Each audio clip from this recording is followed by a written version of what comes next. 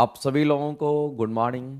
तो चलिए एक बार फटाफट करके सभी लोग जुड़ जाइए और हम लोग शुरुआत करते हैं आज के सेशन का। सबसे पहला क्वेश्चन हम लोग देखते हैं। ये आपका कौन सा सेट है? 27 नंबर सेट आपका डिस्कशन होना था, नहीं हो पाया था, अभी हम कर देते हैं। मेरे भाई सबसे पहला क्वेश्चन है, पिकोमीटर की बात करते हैं। तो पिकोमीटर हमारा क्या है? तो कहेंगे दूरी का मात्रक है। इस बात को आप ध्यान रखना। अगर हम पिकोमीटर की बात करते हैं तो ये किसका मात्रक होता है? तो कहेंगे अगर हम पिकोमीटर की बात करते हैं तो आप ये जान लीजिए कि जो पिकोमीटर हमारा होता है ये दूरी का मात्रक माना जाता है। इस बात को आप ध्यान रखना। ये दूरी का हमारा क्या होता है? यहाँ पर मात्रक होता है, ये चीज आपको ध्यान रखना है। और एक पिकोमीटर बराबर कितना होगा? तो एक पिकोमीटर की अगर हम बात करते हैं तो एक पिकोमीटर बराबर होता है 10 की पावर -12 हमारा मीटर होता है। ये चीज आपको ध्यान रखना है। एक पिकोमीटर का मतलब होता है 10 की पावर हमारा कितना? तो कहेंगे 10 की पावर -12 मीटर होता है। सेंटीमीटर में भी आप इसको कन्वर्ट कर सकते हैं। अगर किसी को लगता है कि सेंटीमीटर में कितना होगा, 10 की पावर -12 तो ही होगा। और 1 मीटर बराबर 100 सेंटीमीटर होता है। 100 सेंटीमीटर में आप गुना कर दीजिए। आप इसको अगर लिखिएगा तो ये आपका निकल करके कितना जाएगा? 10 के पावर -10 आपका बच जाएगा। 10 के पावर 10 -10 सेंटीमीटर आपका हो जाएगा। यानी एक पिकोमीटर बराबर इतना होता है। जनरली इसी का यूज करते हैं, लेकिन सेंटीमीटर में भी आपको पता होना चाहिए कैसे निकालते हैं। मीटर की जगह पे सेंटीमीटर में बदल देंगे, क्योंकि 1 मीटर बराबर 100 सेंटीमीटर का गुना कर देंगे और ये वैल्यू आपके सामने आ जाएगा। Sir I am already purchase Niyukti batch but not satisfied. Nagendra ji, अगर आप नियुक्ति बैच कर रहे होंगे, अगर आपको थ्योरी बैच की क्लासेस अगर करनी होगी, वो क्लासेस आपको मिलेगा प्लेटफॉर्म बाय नवीन कुमार सिंह एप्लीकेशन पर। वहां पर जाकर के आप उस क्लासेस को करिए। आशीष सर जी, बिहार एसटीटी भौतिकी 10+2 के लिए कौन सा बैच लेना सही रहेगा? अगर आपको ये क्लास करनी होगी तो इंजेक्शन बैच ले लीजिएगा, नहीं तो अखंड ज्योति बैच ले लीजिएगा। इंजेक्शन बैच हमारा चल रहा है थ्योरी के लिए, उसको आप कर लीजिएगा, नहीं तो फिर इंजेक्शन बैच आप ले लीजिएगा। शायद साइंस स्पेशल के लिए कौन सा बैच अच्छा रहेगा? साइंस स्पेशल के लिए थ्योरी अगर चाहिए आपको तो इंजेक्शन बैच अभी ले लीजिए। अभी न्यू में इंजेक्शन बैच है, आप उसको कर सकते हैं। फाउंडेशन के लिए भी आपके लिए बेहतर रहेगा, साइंस कंप्लीट साइंस आपको वहां से मिल जाएगा। इंजेक्शन बैच से आप क्लासेस कर सकते हैं, ठीक है। चलिए आगे बढ़ते हैं हम लोग। अगला क्वेश्चन हम लोग देखते हैं। इस क्वेश्चन के जो आंसर करेंगे ऑप्शन नंबर हमारा क्या होगा? तो कहेंगे हमारा सी करेक्ट हो जाएगा। आगे चलते हैं। अगला है प्रतिरोध का मात्रा क्या होता है? मेरे भाई हम लोग जानते हैं कि जब प्रतिरोध की बात होती है, किसकी बात करते हैं? जब हम लोग प्रतिरोध की बात करते हैं, और प्रतिरोध को हम लोग रेजिस्टेंस कहते हैं, जिसको हम आर से दिखाते हैं।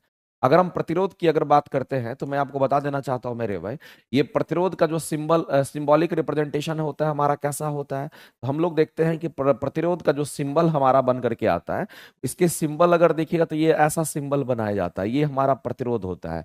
इसी जिगजैग पाथ को हम लोग प्रतिरोध कहते हैं, जिस रेजिस्टेंस को हम आर से दिखाते हैं। मेरे भाई जब भी प्रतिरोध की बात करते हैं और प्रतिरोध का मात्रक अगर पूछा गया है, तो आपको मैं बता देना चाहता हूं कि इसके एसआई यूनिट की अगर हम बात करेंगे, इसके एसआई मात्रक की अगर बात करते हैं, तो प्रतिरोध का जो एसआई मात्रक हमारा होता है, इसको हम लोग ओम कहते हैं। क्या बोलते हैं इसको हम लोग? तो ओम बोलते हैं। और सिंबॉलिक रिप्रेजेंटेशन ओम का कैसा है? तो कहेंगे ये हमारा ऐसा होता है। लेकिन सबसे इंपॉर्टेंट बात तो यह है कि हम प्रतिरोध की जब कभी भी बात करने के लिए जाते हैं, तो आपको ध्यान रखना, जो रेजिस्टेंस हमारा होता है, जिसको हम प्रतिरोध कहते हैं, जो रेजिस्टेंस हमारा है जिसको हम प्रतिरोध कहते हैं, जिसको हम आर से दिखाते हैं, अगर इसकी हम बात करें तो मैं आपको बता देना चाहता हूं मेरे भाई कि एक रेजिस्टेंस का फॉर्मूला हमारा होता है, ये रो इंटू एल अपॉन में ए होता है। और इस बात को ध्यान रखिएगा, कई बार इस जगह से क्वेश्चन आते हैं। वैसे इस क्वेश्चन के आंसर हमारे निकल करके आ गए हैं। मात्रक पूछेगा तो हम लोग ए आंसर टिक आउट करेंगे। लेकिन इस रेजिस्टेंस को अगर देखिएगा तो ये किन किन बातों पर निर्भर करता है, तो मेरे भाई इस बात को आप ध्यान रखना, जो रेजिस्टेंस हमारा रेसिस्टिविटी पर निर्भर करता है, रेजिस्टेंस हमारा लंबाई पर निर्भर करेगा, रेजिस्टेंस हमारा क्रॉस सेक्शनल एरिया पर निर्भर करता है, और रेजिस्टेंस हमारा किस पर? कहेंगे टेम्परेचर पर भी निर्भर करता है। ये चार गो पैरामीटर पर हमारा रेजिस्टेंस निर्भर करता है, ये बात आपको ध्यान रखना है। कई बार आपके एग्जाम में ये चीज पूछता है, अगर हम किसी चालक की बात करते हैं, हम किसी कंडक्टर की बात करते हैं, उसके केस में क्या होगा? और कई बार आपसे ये भी क्वेश्चन पूछता है मेरे भाई कि हम अर्धचालक की बात करते हैं। ध्यान रखना, आपके बीपीएससी में यहां से क्वेश्चन आ चुका है। मैं थोड़ा सा अच्छे तरीके से यहां बता देना चाहता हूं। एक अर्धचालक हमारा होता है, एक हमारा कौन किसकी बात करते हैं? इंसुलेटर की हम बात करते हैं। और इंसुलेटर कहने का मतलब है जिसको हम विद्युत रोधी के नाम से हम लोग जानते हैं। अर्धचालक और इंसुलेटर पर भी क्वेश्चन पूछता है, चालक पर भी पूछता है। चालक को हम लोग कंडक्टर कहते हैं। इसको हम लोग कंडक्टर कहते हैं, और अर्धचालक को इंग्लिश में क्या बोलते हैं, इसको सेमी कंडक्टर बोलते हैं। आपको ध्यान रखना है मेरे भाई, सेमी कंडक्टर और इंसुलेटर दोनों के लिए एक ही प्रॉपर्टी पर क्वेश्चन आता है। इसमें एक चीज आपको ध्यान रखना कि जब भी यहां से क्वेश्चंस आपके पूछे गए हैं, तो चालक की अगर हम बात करते हैं ना, तो इसके लिए आपको ध्यान रखना, रेजिस्टेंस का एक फॉर्मूला होता है कि टोटल रेजिस्टेंस जो हमारा होगा, ये हमारा जो स्टार्टिंग का इनिशियल रेजिस्टेंस होता है, ये 1 प्लस में हमारा क्या होगा, तो यहाँ पर अल्फा टी होता है।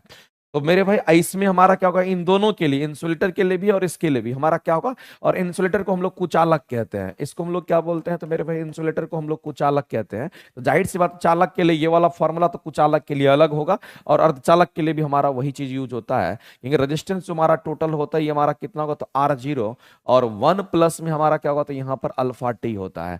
अब बात आती है मेरे भाई कि अगर हम इसका इस्तेमाल कैसे करते हैं, तो मैं आपको बता देना चाहता हूं कि अगर टेम्परेचर को, अगर तापमान को अगर हम बढ़ाने की बात करेंगे, तो प्लस चीज बढ़ता है, तो टोटल रेजिस्टेंस का मान बढ़ जाता है। इसलिए कई बार इस पर क्वेश्चन पूछता है कि अगर किसी चालक के तापमान को अगर हम बढ़ाते हैं, तो बताइए टोटल रेजिस्टेंस का मान क्या होगा, तो कहेंगे, आप सीधा कहेंगे कि बढ़ जाएगा। लेकिन अगर हम लोग यहां पर चलते हैं अर्धचालक के केस में या इंसुलेटर के केस में अगर देखते हैं, तो मेरे भाई यहां पर अगर 1 प्लस अल्फा टी हमारा होता है, तो यहां पर 1 प्लस अल्फा टी नहीं होगा, यहां पर 1 माइनस में हमारा अल्फा टी इस्तेमाल करते हैं। तो यहां पर जो टी है, ये हमारा टेम्परेचर होता है। और इस केस में अगर हम लोग देखने के लिए आते हैं, तो यहां पर हम लोगों को मिलता है कि अगर हम मान लेते हैं किसी अर्धचालक या इंसुलेटर के अगर तापमान को अगर हम बढ़ाते हैं, अगर इस तापमान को बढ़ाएंगे, तो नेगेटिव चीज बढ़ जाएगा, किसी को भी चीज में नेगेटिव चीज बढ़ेगा तो उसका मान मेरे भाई घट जाता है। तो अगर आप यहां पर टेम्परेचर को अगर बढ़ाओगे, तो रेजिस्टेंस, टोटल रेजिस्टेंस का मान क्या होगा, तो ये हमारा घट जाता है। इस बात को आप ध्यान रखेंगे। तो कई बार ही इस तरह के क्वेश्चंस आपके एग्जाम में आते हैं, और इसलिए आपको किसी भी सूरत में मेरे भाई ये सारे पॉइंट्स को यहाँ पर कवर करके रखना चाहिए, क्योंकि यहां से बीपीएससी आपके एग्जाम में क्वेश्चन पूछ चुकी है। इसलिए मैं आपको बता देना चाहता हूं मेरे भाई कि मैं जो यहां पर बताया हूं ना, ये आपको किसी भी सूरत में आपको आना चाहिए। बीपीएससी यहां से, बीपीएससी एग्जाम आस्किंग क्वेश्चन यहां से मेरे भाई आप कह सकते हैं एग्जाम में क्वेश्चन पूछा जा चुका है। और ये चालक के लिए, अर्धचालक और इंसुलेटर, कुचालक के लिए हमारा एक ही प्रॉपर्टी होता है, लेकिन चालक के लिए ये वाला चीज होता है। इस बात को आप ध्यान रखना, चूंकि क्वेश्चंस आपका बीपीएससी यहां से क्वेश्चन पूछ चुके हैं, इसलिए पूछने की संभावना ज्यादा हो सकता है। ठीक है, तो चलते हैं हम लोग मेरे भाई, आगे बढ़ते हैं और अगला क्वेश्चन हम लोग देखते हैं क्या कहता है। अगला क्वेश्चन, एक बात और जान लीजिए मेरे भाई, करंट जो हमारा एम्पियर होता है, ये किसका मात्रक है, तो एम्पियर हमारा विद्युत धारा का मात्रक होता है। ये किसका मात्रक है, तो हम लोग को ध्यान रखना है कि विद्युत धारा का जो मात्रक होता है एम्पियर होता है। और कूलम्ब हमारा किसका मात्रक होता है, कि हमारा जितने भी आवेश होते हैं, जो भी चार्ज की हम बात करते हैं, जिसको हम चार्ज कहते हैं, आवेश कहते हैं, उसका मात्रक हमारा कूलम्ब में होता है। आगे चलते हैं। अगला क्वेश्चन हमारा दे रखा है मेरे भाई, ये आपको उत्तोलक से क्वेश्चन दे रखा है, और थोड़ा सा मैं बता देना चाहता हूँ, बस जानने के लिए इतना जान लीजिए। अगर आपसे उत्तोलक के बारे में अगर बोलता है, जिसको हम लीवर कहते हैं, तो मेरे भाई उत्तोलक जो हमारा होता है ना, ये 3 तरह का लीवर हमारा उत्तोलक होता है। एक फर्स्ट क्लास लीवर की हम बात करते हैं, एक तो हमारा फर्स्ट क्लास लीवर होता है, दूसरा हमारा यहाँ पर सेकंड क्लास लीवर होता है, और तीसरे की अगर हम बात करते हैं, तो ये हमारा कैसा होगा, तो हमारा थर्ड क्लास लीवर होता है। तो 3 तरह के लीवर है मेरे भाई, first class lever, second class lever और थर्ड क्लास लीवर होता है। फर्स्ट क्लास लीवर में हमारा क्या होता है, ध्यान रखेंगे कि बीच में फलक्रम होता है, यहां पर लोड लगा दीजिए, इसको लोड कह दीजिए। यहां पर आप एफर्ट लगाते हैं इसको बैलेंस करने के लिए। आप झूला बचपन में झूले होंगे, और यहां पर मान लेते किसी को बैठा दीजिए, इधर से आप क्या करते थे, दबाते थे, तो ये फिर उठता था। तो अगर बीच में मेरे भाई फलक्रम अगर होगा, और अगर इधर लोड है, इधर एफर्ट है, तो ये फर्स्ट क्लास लीवर में आएगा। तो आपको प्रथम श्रेणी का अगर उत्तोलक की अगर बात कर रहा है मेरे भाई, तो इसमें तराजू हमारा राइट आंसर हो जाएगा। तराजू हम क्यों कहेंगे मेरे भाई, इसके एग्जाम्पल हमारे तराजू यहां पर पॉसिबल है। अगर हम तराजू की बात करते हैं, तराजू भी हमारा कुछ ऐसा ही होता है, यहां पर हम लोग फिक्स कर देते हैं इस तरीके से। यहां पर हम फलक्रम की बात कर लेते हैं, ये हमारा फलक्रम होता है, और आप क्या करते थे, यहां पर लोड रखते हैं, और यहां पर क्या करते हैं, आप एफर्ट लगाते हैं। यानी तराजू का भी कुछ ऐसा ही सीन होता है इसी के आसपास, यानी इधर लोड होता है, इधर एफर्ट लगाते हैं, तो तराजू भी हमारा इसी श्रेणी में आएगा। तो जिसमें भी हम लोग देखेंगे ऐसा होता है, जिसमें भी ऐसा होता है कि बीच में फलक्रम, इधर एफर्ट, इधर लोड हमारा होगा, चाहे इधर एफर्ट इधर लोड हमारा होगा, लेकिन बीच में फलक्रम होगा, यानी कि एफर्ट और लोड में अगर बीच में अगर फलक्रम होता है, तो उसको हम लोग फर्स्ट क्लास लीवर कहते हैं। इस बात को आप ध्यान रखिएगा। ऐसे ही सेकंड क्लास लीवर में हमारा, जिससे हम लोग ट्रॉली बैग को लेकर के जाते हैं, तो ट्रॉली बैग का नीचे पहिया होता है, ये नीचे पहिया होता है, और यहां पर देखिए तो यहां पर लोड होता है, इसका मतलब फलक्रम यहां पर है, लोड यहां पर है, और हम लोग क्या करते हैं, इसको एफर्ट लगाते हैं, और एफर्ट किधर, तो ऊपर की ओर लगाते हैं। तो मेरे भाई ये जो ट्रॉली वगैरह होता है ना, जो ट्रॉली हमारा होता है, उसकी अगर हम बात करते हैं, तो ट्रॉली भी हमारा सेकंड क्लास लीवर होगा। थर्ड क्लास लीवर मेरे भाई हम चिमटा की बात करते हैं, हम किसकी बात करते हैं, चिमटा की बात करते हैं। और चिमटा हमारा कुछ ऐसा होता है, यहाँ पर हमारा फलक्रम होता है, इस बात को ध्यान रखना। यहाँ पर अगर देखेंगे तो यहाँ पर हमारा एफर्ट होता है, यहाँ पर हमारा क्या होता है कि हमारा लोड होता है। यानी कहने का मतलब है कि आपके सामने हर चीज क्लैरिटी के साथ है और आप बता सकते हैं। अगर सरोता वरोता की बात करिएगा तो आपको पता होगा मेरे भाई सरोता में क्या होता है कि हिंज होता है लास्ट में, और बीच में हम किसी चीज को कट करते हैं, लोड होगा, और इधर हम एफर्ट लगाते हैं। इसका मतलब जो सरोता होगा ना वो आपका किस में आएगा, तो कहेंगे अगर सरोता की बात करेंगे तो हमारा किस में आएगा, तो कहेंगे एफर्ट हम लोग यहां पर लगाते हैं, और हम कहेंगे तब हमारा वो सेकंड क्लास लीवर होगा। ये सेकंड क्लास लीवर है हमारा। मनुष्य का जो हाथ होता है, ये हमारा हाथ है, यहां पर कोई भी चीज रख दीजिए और हिंज यहां पर, ये मेरे भाई सेकंड क्लास लीवर के अंतर्गत आएगा। आगे चलते हैं। अगला क्वेश्चन आपसे कह रहा है यहां पर, ये जो क्वेश्चन पूछा गया था इसमें बोला कि एक व्यक्ति स्थिर पानी में, कह रहा है एक व्यक्ति स्थिर पानी में नाव पर खड़ा है, नाव पर खड़ा है। यदि वह नाव की तट की ओर आगे चलता है, देखिएगा मेरे में, जैसे यहाँ आप नाव से आगे की तरफ तट की तरफ कूदते हैं तो नाव पीछे की तरफ जाता है। एक्शन रिएक्शन का कंसेप्ट काम करता है, जो न्यूटन के थर्ड लॉ पर हमारा जाता है। इसका मतलब वह नाव की तट की ओर अगर वो चलता है तो नाव जो है मेरे भाई तट से दूर जाता है, तो तट की ओर जाएगा, या नाव तट से दूर चली जाएगी तो कहीं दूर चली जाएगी। यानी कहने का मतलब है मेरे भाई, आप सीधा समझिए कि ये मान लेते हैं कि हमारा क्या है, तो कि यहाँ पर नाव है और इस नाव पे आप खड़े हैं, इस नाव पर मान लेते हैं मेरे भाई कि आप यहाँ पर खड़े हैं, और इधर हमारा क्या, तो कहेंगे इधर हमारा तट की हम बात कर रहे हैं, इधर हमारा क्या, तो कहेंगे यहाँ पर हमारा नाव की तट है। इस बात को आप ध्यान रखना, ये हमारा तट है। तो आप जैसे ही मेरे भाई आगे की ओर जाओगे, जैसे ही आप आगे की ओर जाओगे तो यहाँ पर हमारा क्या होगा, तो कहेंगे पीछे की तरफ एक फोर्स काम करता है। अगर आप एक्शन आगे की तरफ अगर एक्शन करोगे तो पीछे रिएक्शन मिलेगा और नाव पीछे की तरफ जाएगी। आप आगे जाओगे तो नाव किधर आएगी, तो कहेंगे नाव पीछे आएगी, और ये न्यूटन थर्ड लॉ पर हमारा काम करता है। यहां पर मेरे भाई न्यूटन, हम थर्ड लॉ की बात करते हैं, ये हमारा न्यूटन थर्ड लॉ की एक्सप्लेनेशन है, इस बात को ध्यान रखना, इसी एप्लीकेशन पर ऐसा होता है। तो न्यूटन थर्ड लॉ हमारा एक्शन और रिएक्शन दोनों विपरीत दिशा में हमारा होता है। इसलिए नाव, अगर वो मान लेते वो आदमी जो है, वो जो व्यक्ति हमारा व्यक्ति था, वो हमारा नाव के तट की ओर अगर कूदता है, अगर इधर की ओर जाता है तो नाव किधर जाएगा, तो हम कहेंगे तट से दूर जाएगा। तो नाव की बात करेंगे वो तट से दूर चली जाएगी। यानी मेरे भाई इस तरह से हम लोग आंसर कर सकते हैं, और आंसर करेंगे ए ऑप्शन हमारा करेक्ट हो जाएगा इस क्वेश्चन के लिए। आगे चलते हैं, अगला क्वेश्चन हम लोग देखते हैं। कह रहा किसी पिंड पर किया गया कार्य किस पर निर्भर नहीं करता, ये क्वेश्चन आपसे पूछा गया है। मेरे भाई किस पर निर्भर नहीं करता ये पूछा गया है। एक बात बताइए, अगर किए गए कार्य की बात करते हैं तो कार्य का एक फॉर्मूला आप सभी लोग पढ़ते होंगे, और मैं आपको बता देना चाहता हूं। कार्य का फॉर्मूला हमारा होता है बल गुना विस्थापन, को हम लोग क्या कहते थे, ये हमारा कार्य होता है। बल गुना जो विस्थापन होता है इसी को हम लोग क्या कहते हैं, तो यहाँ पर कार्य कहते हैं। ये बात आपको ध्यान रखना, कार्य का एक सटीक फॉर्मूला होता है। दूसरी बात, ये जनरल फॉर्मूला है, लेकिन मेरे में मैं आपको बताना चाहता हूँ कार्य का एक फॉर्मूला होता है जिसको हम लोग एफ एस कॉस थीटा के नाम से हम लोग जानते हैं। ये हमारा मेन फॉर्मूला होता है। अब अगर देखिएगा, ये कार्य जो हमारा डब्ल्यू होता है इसी को हम लोग कहते हैं वर्क कहते हैं, इंग्लिश में इसको वर्क कहते हैं और हिंदी में इसको हम लोग कार्य कहते हैं। ये बात आपको ध्यान रखना है। अगर हम लोग यहां पर देखेंगे तो हमारा ये जो कार्य है ये किन किन बातों पर निर्भर करेगा, कहेंगे बल पर करेगा, विस्थापन पर करेगा, क्योंकि एस विस्थापन है और थीटा जो हमारा होता है ये क्या है। मान लेते हैं मेरे भाई किसी भी ऑब्जेक्ट को अगर हम क्या करेंगे, तो यहां से मान लेते हैं कि अगर हम इसके ऑब्जेक्ट को अगर हम इधर की तरफ अगर हम बल लगाते हैं तो जाहिर सी बात इसमें विस्थापन हमारा इधर होगा। तो बल और विस्थापन के बीच में एंगल कितना, कहेंगे थीटा होगा, तो हमारा कुछ ना कुछ कार्य होगा। तो ये जो थीटा आप देख रहे हैं ना, ये बल और विस्थापन के बीच का एंगल हमारा होता है। तो मेरे भाई थीटा पर भी निर्भर करता है कार्य ज्यादा होगा कि कार्य कम होगा। तो इस बात को आप समझने की कोशिश कीजिए मेरे भाई। हमारे सामने में कार्य का जो फॉर्मूला है वो एफ एस कॉस थीटा होता है। इसका मतलब है कि कार्य हमारा बल पर निर्भर करता है, कार्य हमारा विस्थापन पर करता है, और कार्य हमारा बल और विस्थापन के बीच जो थीटा होता है उस पर भी निर्भर करता है। तो इन तीनों बात पर हमारा निर्भर करेगा। कार्य जो हमारा होगा वो किन बातों पर निर्भर करेगा, विस्थापन पर करेगा, लगाए गए बल पर करेगा। मेरे भाई इसमें कहीं पर भी आरंभिक वेग का कोई कंसेप्ट हमारा नहीं होता है। इसमें कहीं पर भी इसका कोई कंसेप्ट हमारा नहीं होता है कि पिंड का आरंभिक वेग का कोई फॉर्मूला में आप कहीं जिक्र नहीं देख रहे होंगे। इसका मतलब इस पर हमारा कोई मतलब नहीं है, तो इसको हम लोग ऐसे ही काट देंगे, और काट देंगे तो हम कहेंगे इसी पर निर्भर नहीं करेगा और आंसर करेंगे ये। कई बार मेरे भाई आपसे क्वेश्चन पूछेगा कि मैक्सिमम कार्य हमारा कितना होता है, अधिकतम कार्य के लिए क्या फॉर्मूला लगाएंगे कि हमारे आंसर आ जाएंगे। तो मैक्सिमम कार्य के लिए मेरे भाई फॉर्मूला जो लगाइएगा वो आप कौन सा लगाएंगे, तो मैक्सिमम कार्य हमारा कितना होता है, तो ये डायरेक्ट याद रखना है कि मैक्सिमम कार्य हमारा एफ एस होता है, ध्यान रखना है। और मैक्सिमम कार्य हमारा तभी पॉसिबल है जब बल और विस्थापन दोनों एक ही दिशा में होगा और थीटा का मान हम कहेंगे यहां पर 0 डिग्री हो जाएगा। ध्यान रखेंगे। अगर आपसे मिनिमम कार्य की अगर बात करता है, अगर आपसे मिनिमम अगर कार्य की बात करता है, तो मिनिमम कार्य का मतलब हमारा क्या होगा मेरे भाई, जब थीटा का मान 180 डिग्री होता है तो मिनिमम कार्य होता है, तब जो हमारा कार्य का फॉर्मूला हमारा होता है, मिनिमम कार्य का फॉर्मूला ये माइनस एफ एस निकल करके आता है। मैं ऐसा इसलिए कह रहा हूं मेरे भाई कि ये सब याद रखना है। अगर थीटा का मान 180 डिग्री होगा तो बल और विस्थापन दोनों विपरीत दिशा में काम करेगा। अगर थीटा का मान 0 डिग्री तो बल और विस्थापन दोनों एक ही दिशा में काम करेगा। इस बात को ध्यान रखिएगा। तो कई बार इस पर क्वेश्चन पूछता है, कई बार इस पर क्वेश्चन पूछता है, कई बार जनरल फॉर्मूला पे पूछता है, कई बार इस तरह से रिलेट करके क्वेश्चन हमेशा आते रहता है। इसलिए आपको हर एक जगह ध्यान रखना पड़ेगा। क्वेश्चन कहीं से भी आ जाएगा तो आपको करके आना है। लेकिन आप ध्यान रखना मेरे भाई, कार्य का मान मैक्सिमम तब होता है जब जब हमारा जिधर बल लगेगा उधर ही अगर विस्थापन होता तो कार्य हमारा मैक्सिमम होता है।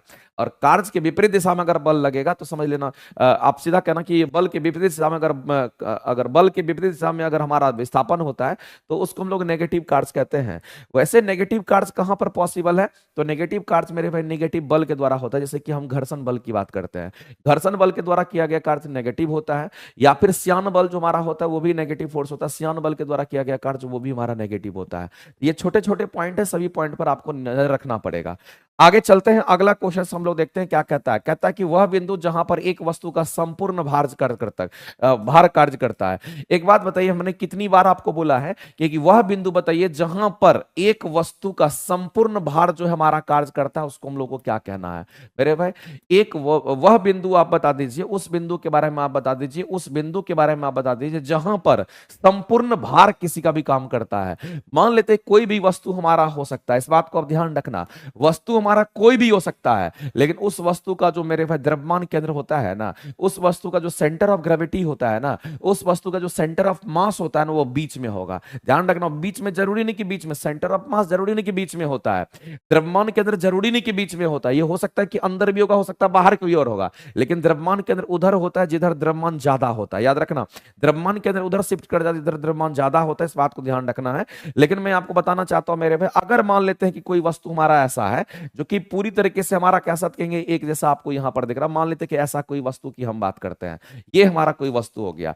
इस वस्तु का द्रव्यमान केंद्र किधर होगा, तो कहेंगे इस वस्तु का द्रव्यमान केंद्र बीच में होगा। और हम कहते हैं कि उसका भार किधर काम करेगा, तो कहेंगे उसका भार नीचे की ओर हमारा काम करेगा। यानी कितना भार काम करेगा, कहेंगे भार जो हमारा काम करेगा वो mg के बराबर काम करेगा। और ये भार हमारा कितना होगा, तो कहेंगे mg होगा।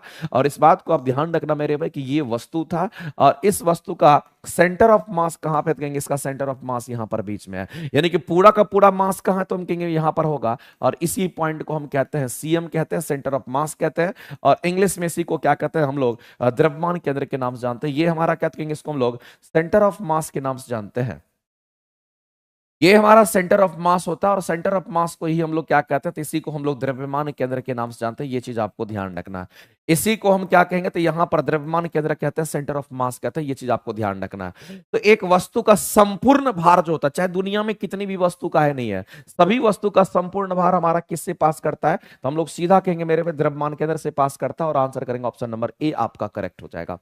और एक बात याद रखना, जिधर भार ज्यादा होगा, जिधर द्रव्यमान ज्यादा होगा, उधर द्रव्यमान केंद्र शिफ्ट कर जाता है। इस बात को ध्यान रखना। आगे चलते हैं, अगला क्वेश्चन हम लोग देखते हैं।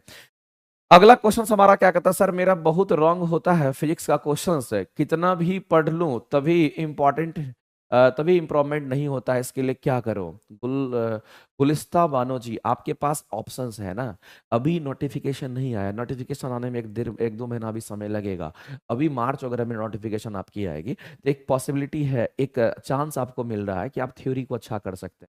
आप इंजेक्शन बैच की क्लासेस ले लीजिएगा, मेरे इंजेक्शन बैच की क्लासेस कीजिएगा, और थ्योरी बहुत बढ़िया तरीके से हम उसमें करा रहे हैं। अगर आपने लिया है तो कोई बात नहीं, नहीं लिया है तो थ्योरी की क्लासेस आप वहां से इंजेक्शन बैच कर लीजिएगा। एक एक चीज आपके नीट एंड क्लीन क्लियर हो जाएंगे। और तब देखिएगा, तब क्वेश्चन अगर फिजिक्स के एक भी गलती नहीं होंगे, एक एक क्वेश्चन को आप कर पाइएगा। हो सकता है कि आपकी थ्योरी बहुत अच्छी नहीं होगी, इसलिए आप फंस रहे होंगे।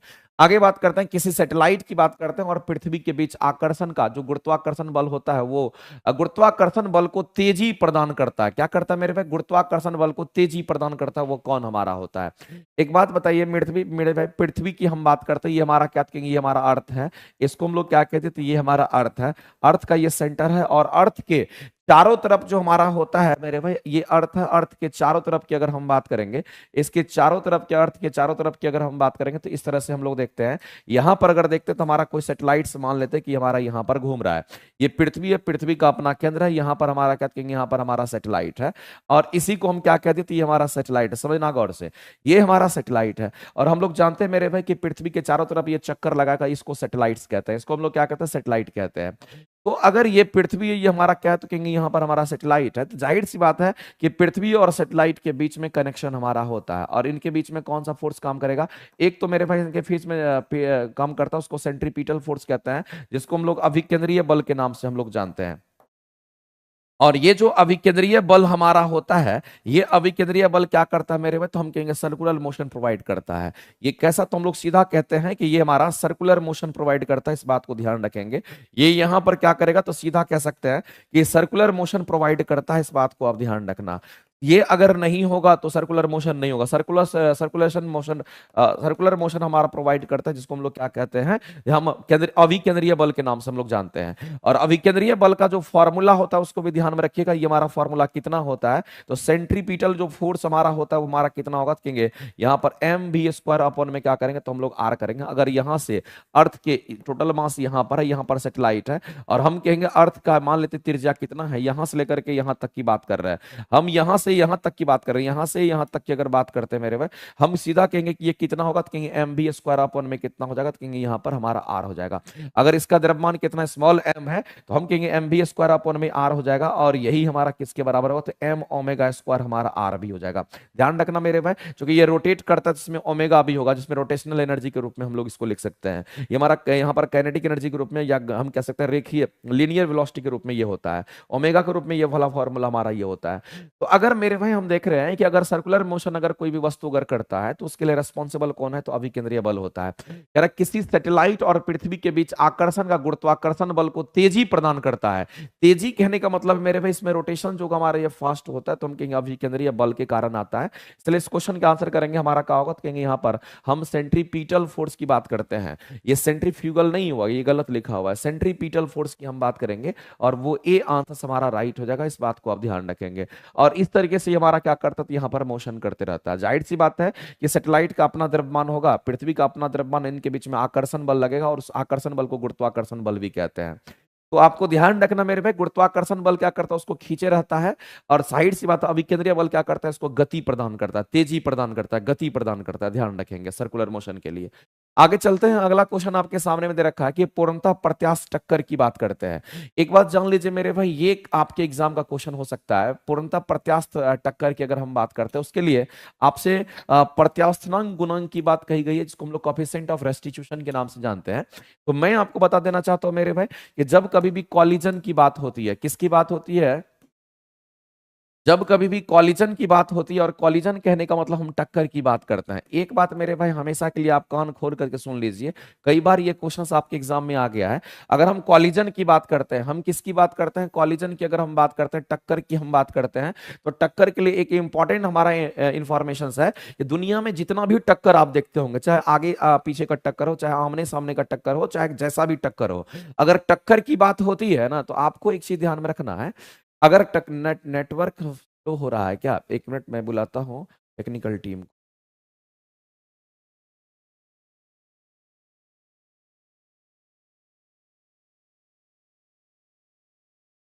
अगर हम टक्कर की बात करते हैं ना, तो टक्कर जहां कहीं भी टक्कर दिख जाए, समझ लेना कि संवेग संरक्षित होता है। इस बात को आप हमेशा ध्यान रखना। जब हम टक्कर की बात करते हैं, इसमें क्या होगा, तो मेरे भाई आप ध्यान रखना कि टक्कर के लिए इस बात को ध्यान रखना, इसमें संवेग हमारा संरक्षित होता है, इस चीज को आप ध्यान रखेंगे। यहाँ पर संवेग हमारा संरक्षित होता है, ये चीज आपको ध्यान रखना है। अब यहाँ पर बात आती है कि कैसा टक्कर की हम बात कर रहे हैं, यहाँ पर कैसे टक्कर की हम बात कर रहे हैं, उस पर जल्दी आओ क्लास में।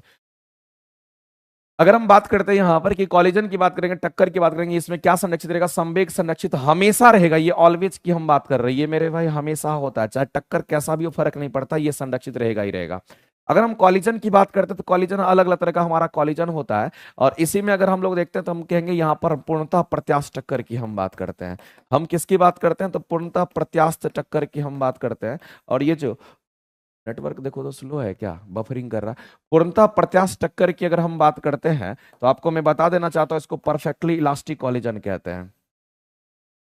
इसको हम लोग क्या बोलेंगे तो परफेक्टली इलास्टिक कॉलिजन के नाम से हम लोग जानते हैं। ये हमारा परफेक्टली इलास्टिक कॉलिजन होता है। एक बात मेरे भाई, इस बात को आप ध्यान रखेंगे, ये परफेक्टली इलास्टिक कॉलिजन होता है। और पूर्णतः प्रत्यास्थ टक्कर के लिए जो बात मैं कह रहा हूं उसको जरूर याद रखिएगा। सबसे पहला पॉइंट इसके लिए हमारा क्या होता है कि इसके लिए आपको सबसे पहला पॉइंट ध्यान रखना कि इसमें संवेग संरक्षण रहेगा। क्योंकि टक्कर है तो इसमें संवेग संरक्षित रहेगा। ये हमारा संवेग संरक्षण पर हमारा आधारित होता है। हम कहेंगे यहाँ पर संवेग संरक्षित रहेगा, इस बात को आप ध्यान रखना। ये क्वेश्चंस मेरे भाई अलग अलग तरीके से आएंगे, लेकिन आपको छोटा छोटा पॉइंट को नोट करना है। इसमें संवेग संरक्षित रहता है, इस बात को ध्यान रखेंगे। क्या मेरे भाई इसमें संवेग ही संरक्षित रहेगा क्या? नहीं, इसके अंदर हम लोग सीधा कहेंगे कि संवेग के साथ साथ हमारा गतिज ऊर्जा भी संरक्षित रहता है। इसमें गतिज ऊर्जा भी संरक्षित रहती है, इस बात को ध्यान रखना। गतिज ऊर्जा भी इसमें हमारा संरक्षित रहती है। और सारे टक्कर का अलग अलग कहानी है, लेकिन टक्कर कोई भी हो ये संरक्षित हमेशा रहेगा, चाहे, इस बात को ध्यान रखना। गतिज ऊर्जा अलग अलग में अलग अलग केस हो सकता है, लेकिन ये सब में संरक्षित रहता है। तो इसमें गतिज ऊर्जा भी संरक्षित रहती है, इस बात को आप ध्यान रखेंगे। साथ ही साथ मेरे भाई हम इस बात को यहां पर बताना चाहते हैं, तीसरा पॉइंट ध्यान रखना, इसके लिए जो प्रत्यास्थानांक गुणांक की वैल्यू होती है वो हमारा 1 होता है। इसके लिए प्रत्यास्थानांक गुणांक का जो वैल्यू होता है हमारा 1 होता है। और एक और चीज आप ध्यान रखना, प्रत्यास्थानांक गुणांक की वैल्यू अगर 1 होती है, इसका मतलब मेरे भाई टक्कर के पहले का टक्कर के बाल का जो हमारा, टक्कर के पहले का जो हमारा होता है और टक्कर के बाद का जो हमारा, यहां पर हम कहेंगे रिलेटिव मोशंस की अगर बात करते हैं, दोनों बराबर होता है, अपेक्षिक गति बराबर होता है, तो इसलिए ऐसा होता है। आंसर करेंगे ऑप्शन नंबर हमारा क्या होगा, तो यहां पर हम कहेंगे सी आंसर हमारा किसी भी सूरत में इस क्वेश्चन के लिए राइट हो जाएगा। ऑप्शन सी जो होगा हमारा वो क्या होगा, तो कहेंगे राइट हो जाएगा, इस बात को आप ध्यान रखना। ऑप्शन सी जो होगा हमारा राइट हो जाएगा। तो मेरे भाई 1 किसके लिए होता है, तो प्रत्यास्थानांक गुणांक की जो वैल्यू होती है 1 हमारा किस केस में होगा, तो परफेक्टली इलास्टिक कॉलिजन में होगा। लेकिन मैं आपको बताना चाहता हूं, ये भी बड़ा काम का चीज है मेरे भाई, कई बार क्वेश्चन पूछता है और इस चीज को आप ध्यान रखना। एक तो पूर्णतः प्रत्यास्थ टक्कर होता है, एक हमारा कैसा होता है पूर्णतः अप्रत्यास्थ टक्कर की हम बात करते हैं। अगर हम पूर्णतः अप्रत्यास्थ टक्कर की अगर कभी भी हम बात करते हैं तो याद रखिएगा मेरे भाई कि इसमें आपको ध्यान रखना कि इसमें भी संवेग संरक्षित रहेगा। इसमें भी आपको ध्यान रखना कि संवेग हमारा कैसा होगा, तो कहेंगे संवेग यहां पर संरक्षित रहेगा, इस बात को ध्यान रखना है। साथ ही साथ आपको ध्यान रखना मेरे भाई कि इसमें गतिज ऊर्जा संरक्षित नहीं होती है। इसमें गतिज ऊर्जा की बात करते हैं तो इसमें गतिज ऊर्जा संरक्षित हमारा नहीं होता, ये बात आपको ध्यान रखना है। इसमें ये हमारा संरक्षित नहीं रहेगा। लेकिन तीसरा पॉइंट आपको ध्यान रखना है, इसमें ई का जो मान होगा हमारा 0 होगा, और इसी को कोफिशिएंट ऑफ रेस्टिट्यूशन कहते हैं, इसी को प्रत्यास्थानांक गुणांक कहते हैं। इसलिए प्रत्यास्थानांक गुणांक कहने वाला ई की हम बात करेंगे, जिसको ई सिंबॉलिक रिप्रेजेंटेशन ई से हम लोग दिखाते हैं। और ई का मान जो होता है मेरे भाई, कोई भी टक्कर की हम बात करते हैं, इस बात को ध्यान रखना। कई बार ये क्वेश्चन आपके एग्जाम में आया है और बीपीएससी हो सकता है कि ऐसा क्वेश्चन पूछ सकती है कि ई का जो मान हमारा होता है ना 0 और 1 के बीच में होता है। ये किसके बीच में होगा, तो 0 और 1 के बीच में होता है। ये चीज ध्यान रखना है, ई का मैक्सिमम मान 1 होगा, ई का मिनिमम मान 0 होगा। 0 और 1 के बीच में ही हमारा ई होता है। कई बार ये क्वेश्चन आपके एग्जाम में पूछा गया है, इसलिए आप इसको ध्यान में रखेंगे। बफरिंग कर रहा है जी। चलिए आगे बढ़ते हैं और अगला क्वेश्चन हम लोग देखते हैं। अगला क्वेश्चन हम लोग क्या कहता है समझते हैं इस क्वेश्चन का। अगला हमारा कहता है कि स्थिर तापमान की हम बात करते हैं। हम किसकी बात करते हैं, स्थिर तापमान पर गैस का आयतन कम करने पर उसका दाब क्या होगा। एक बात बताइए मेरे भाई, गैस के लिए मैंने आपको बताया है कि जब भी ऐसे क्वेश्चन पूछ जाते हैं, आपको टेम्परेचर, प्रेशर, वॉल्यूम की अगर बात करेगा, उसके लिए एक ही कंसेप्ट हमारा काम करता है, उसको हम लोग यूज करते हैं। ध्यान रखना मेरे भाई, टेम्परेचर कांस्टेंट की हम बात कर रहे हैं। कौन क्या कह रहे हैं, स्थिर तापमान यानी टेम्परेचर कांस्टेंट की बात कही गई है। यानी कि टेम्परेचर हमारा क्या तो नियत है, उसमें कोई परिवर्तन नहीं होगा, ऐसा कह रहा है क्वेश्चन में। दूसरी बात मेरे भाई, इस बात को समझना है, यहां पर गैस की बात कही गई है, और जो गैस हमारा बोला गया है ना, इस गैस को हम लोग आदर्श गैस मान करके चलेंगे। इसको हम लोग क्या मानेंगे, तो इसको हम लोग यहां पर आदर्श गैस मानते हैं, इस बात को आप ध्यान रखना। यहां पर जो गैस है उसको हम आदर्श गैस मानते हैं। तब आपका रिलेशन यहां पर क्या पूछा है, कहेंगे आयतन को कम करने पर उसका दाब क्या पूछा है, ये पूछा गया। एक बात बताइए मेरे भाई, मैंने कितनी बार आपको बोला है कि जब कभी भी ऐसे क्वेश्चन आपके सामने निकल करके आते हैं और गैस की अगर बात करेगा तो आपको ध्यान रखना पड़ेगा। थोड़ा ऊपर करो तो। अगर हम नियत तापमान की बात करते हैं तो जो गैस की हम बात कर रहे हैं वो गैस हमारा कौन सा है, तो मेरे भाई आदर्श गैस मान करके चलते हैं। अगर हम गैस को आदर्श गैस मानेंगे तो हम लोग PV equal to M R NRT जो है हम इसका इस्तेमाल कर सकते हैं, इसमें कहीं से कोई दिक्कत नहीं है। एक बात बताइए मेरे भाई, मैंने आपको कई बार बोला है कि जब पीवी इक्वल टू एनआरटी आप यूज करते हैं, एन और आर हमेशा कांस्टेंट होता है, काट दीजिए। यहां पर टी कह रहा है क्वेश्चन में कांस्टेंट मानने के लिए, इसको भी आप काट दीजिए। इसका मतलब है ये सब मिलकर के हमारा कांस्टेंट बन गया, ये सब मिलकर के हमारा क्या बन गया, तो कहेंगे यहाँ पर हमारा कांस्टेंट बन गया, और कांस्टेंट मतलब सी हमारा बन गया। इसका मतलब है कि पीवी इक्वल टू हम लोग सी कहेंगे। इसका मतलब है मेरे भाई पी जो हमारा होगा वो सी अपॉन में क्या होगा, तो कहेंगे भी हो जाएगा। इसका मतलब है मेरे भाई पी व्युत्क्रमानुपाती हमारा भी बन जाएगा। तो आप यहाँ पर देख लीजिए रिलेशन हमारा क्या निकल करके आया है। आप सीधा कहोगे कि सर अगर यहाँ पर आयतन को कम करने की बात अगर करेंगे तो दाब हमारा क्या होगा, तो अगर आयतन को अगर कम करेंगे तो दाब हमारा बढ़ जाएगा, यानी कहने का मतलब है कि दाब हमारा क्या होता है, बढ़ जाता है। आंसर करेंगे ऑप्शन नंबर सी जो होगा हमारा यहाँ पर राइट हो जाएगा। आंसर सी हमारा राइट हो जाएगा, इस बात को ध्यान रखना है। आगे चलते हैं, अगला क्वेश्चन देखते हैं। पानी का हिमांक बिंदु हमारा कितना होता है, इसको हम लोग यहाँ पर फोकस करते हैं। एक बात बता दीजिए मेरे भाई कि जब कभी भी हम किसकी बात करते हैं, H2O की बात करते हैं। H2O कहने का मतलब हम पानी की बात करते हैं, वाटर की बात करते हैं। अगर हम पानी की बात करते हैं ना, तो पानी का मेरे भाई याद रखना, अगर हम फ्रीजिंग पॉइंट की बात करते हैं जहां पर पानी हमारा बर्फ बन जाता है, अगर हम इसके फ्रीजिंग पॉइंट की बात करते हैं या फिर इसके अगर मेल्टिंग पॉइंट की हम बात करते हैं, मेरे भाई इस बात को ध्यान रखना, पानी की हम बात कर रहे हैं और उसके फ्रीजिंग पॉइंट और उसके मेल्टिंग पॉइंट की हम बात करते हैं, तो मेरे भाई फ्रीजिंग पॉइंट और मेल्टिंग पॉइंट का टेम्परेचर हमारा कितना होता है, क्योंकि इसका जो टेम्परेचर हमारा होता है ये हमारा 0 डिग्री सेल्सियस होता है। इस बात को ध्यान रखना, सेल्सियस में 0 डिग्री सेल्सियस होता है, केल्विन में कुछ और होगा, और हम कहेंगे यहाँ पर फ़ारेनहाइट में कुछ होगा, इस तरीके से। तो मेरे पास सेल्सियस में अगर हमारा 0 डिग्री सेल्सियस होगा तो मान लेते हैं कि हमको निकालना है किस में, फ़ारेनहाइट में आंसर करना है। तो हमारे पास एक रिलेशन होता है और हम कहते हैं कि C/5 इक्वल टू हमारा क्या होता है, F-32/9 होता है। K-273 डिवाइडेड बाय हमारा क्या होता है, यहाँ पर 5 होता है, इक्वल टू R/4 होता है। मान लेते हैं कि सेल्सियस में हमको पता है 0 डिग्री सेल्सियस होता है, हमको निकालना किस में, तो फ़ारेनहाइट में निकालना है, F लगा हुआ है। यानी कहने का मतलब मेरे भाई ये वाला इक्वेशन हम यूज कर लेंगे। अगर यूज करेंगे तो हम कहेंगे C/5 इक्वल टू हमारा कितना होगा, तो कहेंगे F-32 में हमारा 9 होगा। एक बात बताइए मेरे भाई, C का मान कितना, कहेंगे C का मान हमारा यहाँ 0 डिग्री सेल्सियस में है तो 0 रखेंगे, और 0 बटे क्या रखेंगे, तो कहेंगे 5 करेंगे, और F-32 में 9 करेंगे। यहां से अगर आप F की वैल्यू निकालोगे तो ये आपका 32 डिग्री फ़ारेनहाइट आ जाएगा। यानी कहने का मतलब ये सीधा सीधा साफ है मेरे भाई कि अगर हम फ़ारेनहाइट में अगर उस चीज को अगर हम एनालाइज करते हैं तो हमारा कितना डिग्री फ़ारेनहाइट होगा, तो 32 डिग्री फ़ारेनहाइट हो जाएगा, और यही आंसर्स करेंगे। तो मेरे भाई इस बात को आप ध्यान रखना, 0 डिग्री सेल्सियस जो हमारा है ये कितने डिग्री फ़ारेनहाइट के बराबर होगा, तो आप याद रखना मेरे भाई ये 32 डिग्री फ़ारेनहाइट के बराबर होता है। इस बात को आप ध्यान रखेंगे। कितना केल्विन के बराबर होगा, तो केल्विन में अगर हम लोग कन्वर्ट करते हैं तो केल्विन के लिए आपको ध्यान रखना है कि केल्विन में कन्वर्ट करने के लिए डिग्री सेल्सियस में हम लोग क्या करते हैं, 273 जोड़ते हैं। इस बात को आप ध्यान रखना। तो जाहिर सी बात है मेरे डिग्री सेल्सियस में 0 है, 0 में 273 अगर जोड़ दीजिएगा, इसका मतलब है कि ये केल्विन में कितना होगा, तो हमारा 273 केल्विन हो जाएगा। यानी कि आप इसको 273 केल्विन भी कह सकते हैं। ये सभी के सभी टर्म हमारे लिए इंपॉर्टेंट है। इसको 273 केल्विन भी कह सकते हैं, आप रूमर में भी निकाल सकते हैं, कहीं से कोई दिक्कत नहीं है मेरे भाई। आज के बाद आपको ध्यान रखना है कि जो बॉइलिंग पॉइंट, सॉरी, जो हमारा यहाँ पर फ्रीजिंग पॉइंट या मेल्टिंग पॉइंट की बात करते हैं, इसको हम लोग यहाँ पर हिमांक बिंदु और गलनांक बिंदु कहते हैं। इसको हिंदी में हम लोग क्या कहते हैं मेरे भाई, तो इसको हम लोग यहाँ पर कहते हैं कि ये हमारा हिमांक बिंदु होता है।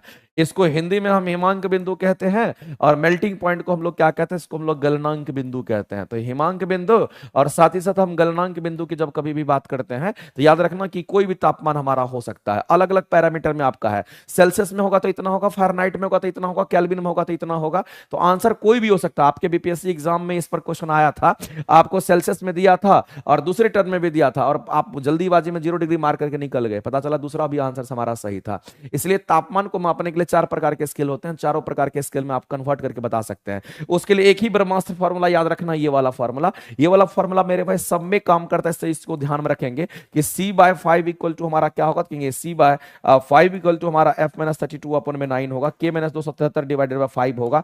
यानी ये ब्रह्मास्त्र फॉर्मूला है, इसको आप इग्नोर नहीं कर सकते हैं। ये हमारा ब्रह्मास्त्र फॉर्मूला, इस बात को आप ध्यान रखना।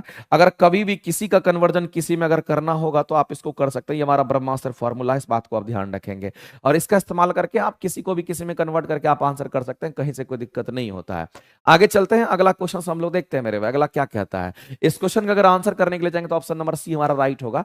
आप लोग मेरे भाई इसी की बात कर रहे थे ना, ये बैचेज जो है मेरे भाई आपको प्लेटफॉर्म बाय नवीन कुमार सिंह एप्लीकेशन पर अवेलेबल है, इस बात को आप ध्यान रखना। ये बैचेज आपको प्लेटफॉर्म बाय नवीन कुमार सिंह एप्लीकेशन पर अवेलेबल है, और इसकी जो फीस है मेरे भाई 999 रुपया है, आपको बता देना चाहता हूं। और ये 6 to 8 9 10th के लिए बैचेज है, इंजेक्शन बैच। अगर थ्योरी बहुत वीक है तो आप इस बैच से जुड़ जाइएगा। 6 to 8 9 10th आपका सब कवर हो जाएगा, बढ़िया तरीके से हो जाएगा, थ्योरी आपकी बहुत अच्छी हो जाएगी। प्लेटफॉर्म बाय नवीन कुमार सिंह एप्लीकेशन पर हमारा ये इंजेक्शन बैच आपको मिल जाएगा। आगे चलते हैं, अगला क्वेश्चन हम लोग देखते हैं मेरे भाई। ये क्वेश्चन सब तो मौखिक होता है। कहता है कि प्रतिध्वनि की हम बात करते हैं, अलग अलग प्रतिध्वनि को सुनने के लिए ध्वनि के स्रोत से अवरोध की न्यूनतम दूरी कितनी होनी चाहिए। मान लेते हैं मेरे भाई यहां से कोई आदमी अगर कुछ भी चीज बोलता है, अगर मान लेते हैं कि यहां से कोई आदमी जो है या कुछ भी चीज अगर बोलता है मेरे भाई, यहां से कोई कुछ भी चीज बोलता है तो ये दीवार से जाकर के टकराएगी, फिर उसके वापस आएगी। इसका मतलब है ये मेरे भाई यहां पर क्या तो कहेंगे, इसी को हम अवरोध कहते हैं। इसी से दीवार से टकराएगी। अगर आदमी मान लेते हैं कि यहां से बोलना शुरू किया है, तो यहां से अगर बोलना शुरू किया, यहां से आवाज यहां जाएगी, फिर वापस जो है ये आवाज हमारा रिटर्न आएगी। हम कहते हैं जाने और आने में, जाने और आने की हम बात करते हैं। और अगर हम इको की बात करते हैं, इसको हम लोग प्रतिध्वनि कहते हैं। इको कहने का मतलब हम प्रतिध्वनि कहते हैं, और इसीलिए इंग्लिश में इसको इको कहते हैं। प्रतिध्वनि के लिए याद रखना मेरे भाई, टाइम जो हमारा होता है वो 1/10 सेकंड का होता है। 1/10 सेकंड के लिए 0.1 सेकंड की हम बात करते हैं। यानी 1 सेकंड 0.1 सेकंड में 1/10 सेकंड में जाएगा और वापस आता है, जाएगा और वापस आता है। तो मेरे भाई ये जो हमारा होता है इसी को अवरोध कहते हैं। तो आपसे बोला गया ये बता दीजिए कि जाने और आने में अगर इतना समय लगता है, इको के लिए कंडीशन है इतना लगता है। और अगर ध्वनि की गति की अगर बात करते हैं, ध्वनि की गति जो है मेरे भाई, आप इसको मान लीजिएगा ये हमारा कितना है, इसको आप मान लीजिएगा ये 331 मीटर पर सेकंड हमारा है। इसको 331 मीटर पर सेकंड आप मान लीजिए, यानी तो 343 मीटर पर सेकंड आप मान लीजिए।